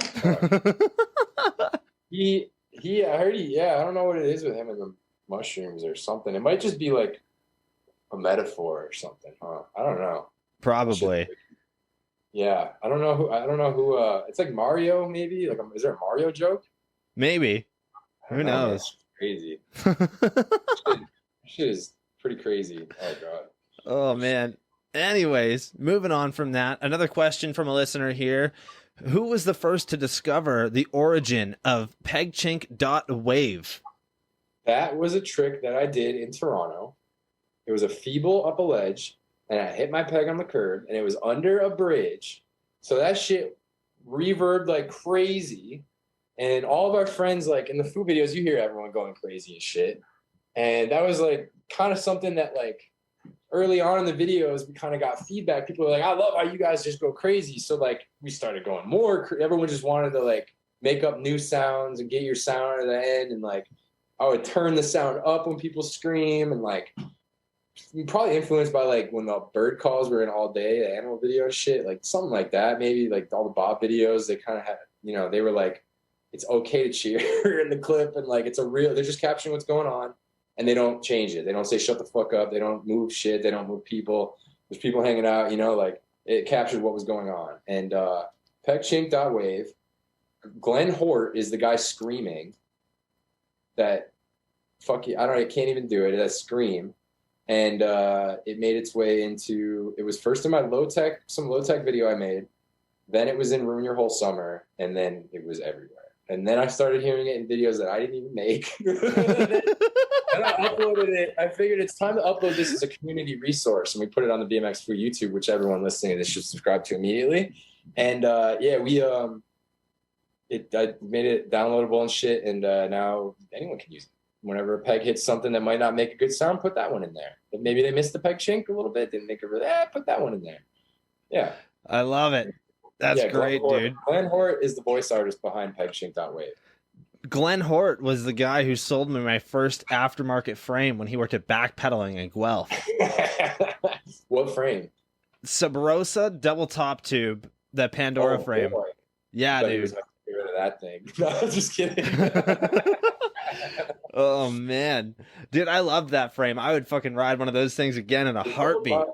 I wish more frames did more different shit, you know, like crazy, get crazy. What about no top tube and a cable? I don't know. There you go. Let's do it. Oh man. What about a quad angle? Let's make it a quad angle 2021. Dude, I'm so fucking stoked. I scored myself a United Caveman frame. I'm just about to go pick it up in a couple weeks here from Harvester, but dude, you're gonna be able to do all kinds of sprocket bashes and new sprocket slides. You can grind like parking blocks and shit, because that shit is like lower than it's low. Yeah, I'll take it back to like, remember like 39 tooth, 44 tooth sprocket. Yeah, sprocket you're like way up there. It's like, yeah, that shit you could do some cool moves on. You could do like lip slides like over, you know, frame grind and shit. Dude, where's that one bank to rail in Guelph you guys rode? That'll be a good spot for that thing specifically. The one that you put clips in from that jam. I think Blair had some clips on it. Yeah, that would be a good one. That's in Kitchener. That used to be. Oh, that's Kitchener. My bad. That is Kitchener. Yeah, that spot actually is right near my dad's place. I used to ride that place all the time.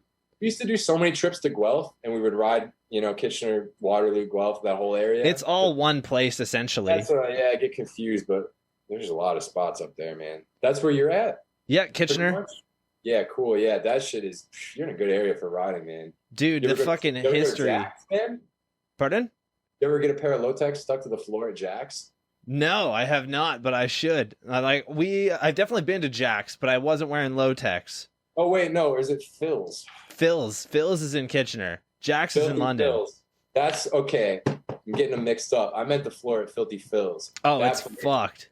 Fucking gnarly up the street from the Laurier or whatever. Oh, yeah, dude. That place went crazy in 2008, bro. Yeah, dude. It still goes crazy today, man. I bet it goes crazy here. I bet it's going crazy right now, dude. Dude, I would love it if you guys came to visit sometimes, or maybe when these borders open up. You guys are more than welcome to fucking stay at the house. You know, I got plenty of space outside if you guys want to tent it. But yeah, Canada, I'll sleep face down on the grass if they let me in Canada right now in the snow. I don't give a shit. Fuck yeah, bitch. There you go, man.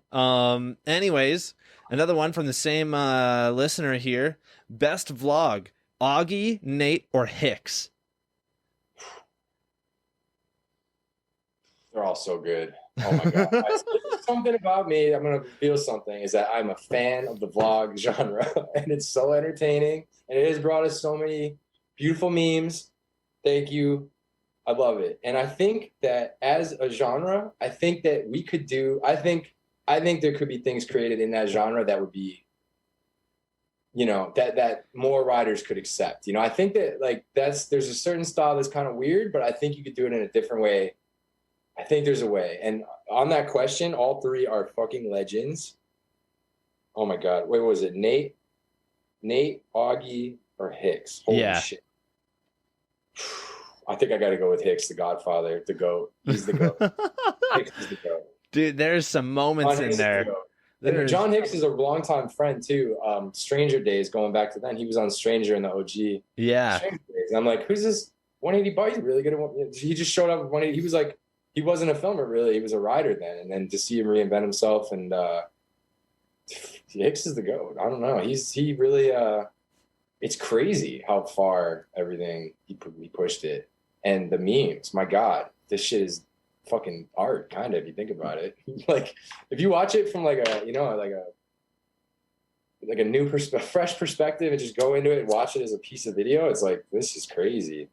This is a lot going on, man. And you just ask so many questions about what's, you know, what's what, and what's his, what's real, what's not real. Does he know what's real and what's not real? At what point does the vlog become his life? This is crazy. Like, I don't tune in and watch it. I'm not going to lie to you and say I watch vlogs all the time, but I bet as a genre, I think that it's a positive.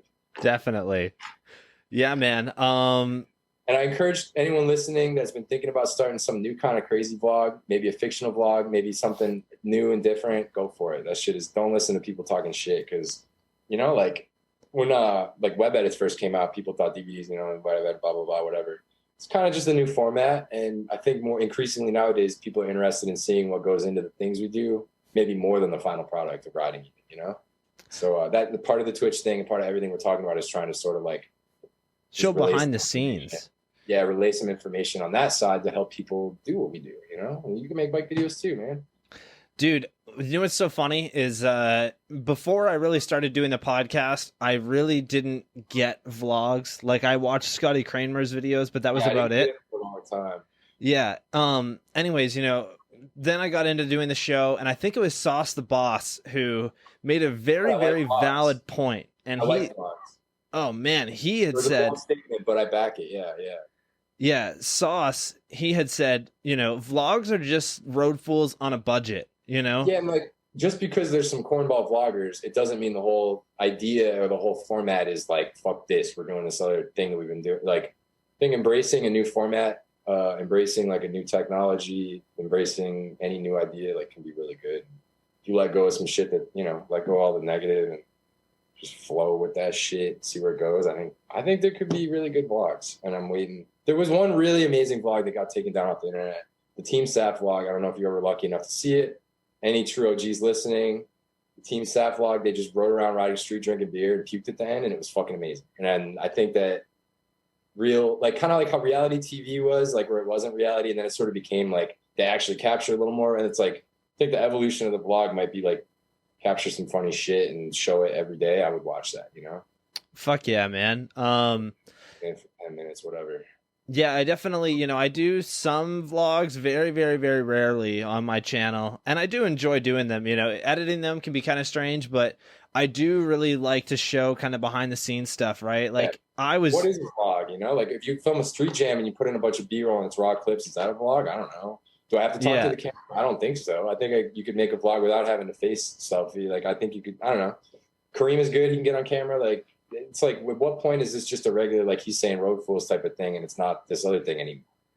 Definitely. I think people throwing the camera in their face and saying crazy follow me shit, and like when they dumb it down to try to dumb it down to an audience that they think is bigger, that's, I think, where they take the L. I think if you made something and just don't dumb it down, it's like way better that way. Yeah, he's dropping off a mountain bike. Nice. Been around, find some more spots. Gonna turn into Chijo very soon. Yeah. Trials riding. That was funny. Chijo did. He did. He's got the roots. Framework, yeah, man. Brake control. Brake squad.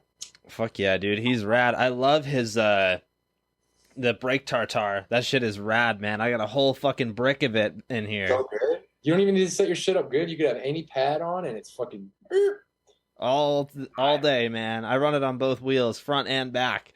Dude, you get some nose picks, fucking locked. Feels great. Oh, that shit's going on my front rim once we get those forks for sure. Hell yeah, dude. Anyways, we were doing some fan questions here. We got a couple more, and then we got one last question from me, and we're good to end it off there. So this one here comes in from the person who asked the vlog question. Piff Dank versus organic BMX memes, but I do think we need to throw in, 540 Kush, Team Weed 420, Tim Wid 42, all of those fucking meme pages. Out of all of them, what ones are you keeping? What ones are you losing? Keep all of them. That's okay. It's okay to have different kinds of meme pages, Piff Tank's really good. 540 Kush is really good. I mean, Team Weed's kind of like, it's like when people talk about like MJ or LeBron, it's like it's like they're in another category, Yeah. But definitely. I would put 540 Kush at like the Kobe tier. Rest in peace, like just below Braun and MJ. Yeah. 540 Kush and Piff Tank are in there. Rodeo Peanut, I would put top tier maybe too, man. Nice. Yeah. Rodeo Peanut, man. Those guys are fucking rad. Bottom tier is C tier is definitely Team Weed variants and organic BMX memes. Not they do their thing over there, I guess. It's it's a meme page. I love it. There's a new one. It's definitely a meme page. There's a new one that I saw recently, and they only use clips from The Simpsons, and I can't remember what it's called for the life of me. The dude that clips from The Simpsons, or he uses like the drawings? No, he only it's his drawing guy, and I guess you like. So there's that guy who does the drawings, but there's a BMX meme page where they only use clips from The Simpsons. It's a lot like how Rodeo Peanut was Seinfeld. Yeah, I like it. I don't know. Someone should link me. I love meme pages. Yeah, I followed them the other day, so I'll figure it out, and I'll throw them in the description of this episode. And then we got another one here from E-Man. Who is your favorite to film with? That's always a tough question because each person's different. Filmer? Yeah. I mean, like, there's like different ways to look at it for sure. Like, anyone I'm riding with, like my core group of friends, like are all kind of interchangeable. Like Craig is a really good filmer. When I'm on S&M trips, Craig will film a little bit. But then like working with some dudes like Justin Benthien that works for S&M right now is amazing to work with. He like we filmed S&M Wins, and it was like having someone else there that's there to film, like he rides too, so he understands it, but he's not like trying to get clips with us. He's trying to get clips of us. Yeah. And he's super easy to work with. Just like Greg. Nice. Greg. And then as a filmer, who's your favorite to film with? Ugh. That's tough, eh? Just all the food guys probably. And like everyone that has ever been on any teams that I'm on, like Merritt and S&M too, those are also food guys. Nice. So they all follow any of those guys. It's always good.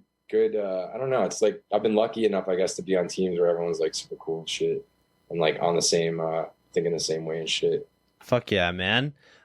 This one comes in from Jason Taylor, BMX. If you could bring back one dead celebrity, who would it be? MF Doom right now, probably. Dude, I'm on the same fucking playing field as you, man. That was first off the top of my brain. I never got to meet him, and that was like number one on my list of people that like influenced my shit in a huge, gigantic way, like growing up. Just like how smart he puts shit together. It's like, I'm not a rapper, but I ride, and I almost tried to ride like he would like put words together, like fucking fuck people up. Think weird shit, take some old shit, put some new shit. Haven't seen it in reverse. You have this way, or like just like really, he like looked at it different and like removed the rules around. Like I was saying, you got to remove these confines that we put, and they're just words, they're just sounds put them together, boom. And like MF Doom was like a huge, gigantic inspiration, like for my whole, since I found out about him when I was like a kid, Absolutely. Really bummed to hear he passed away, and been pretty much listening to nothing but Doom. There's lots of Doom in the new video too.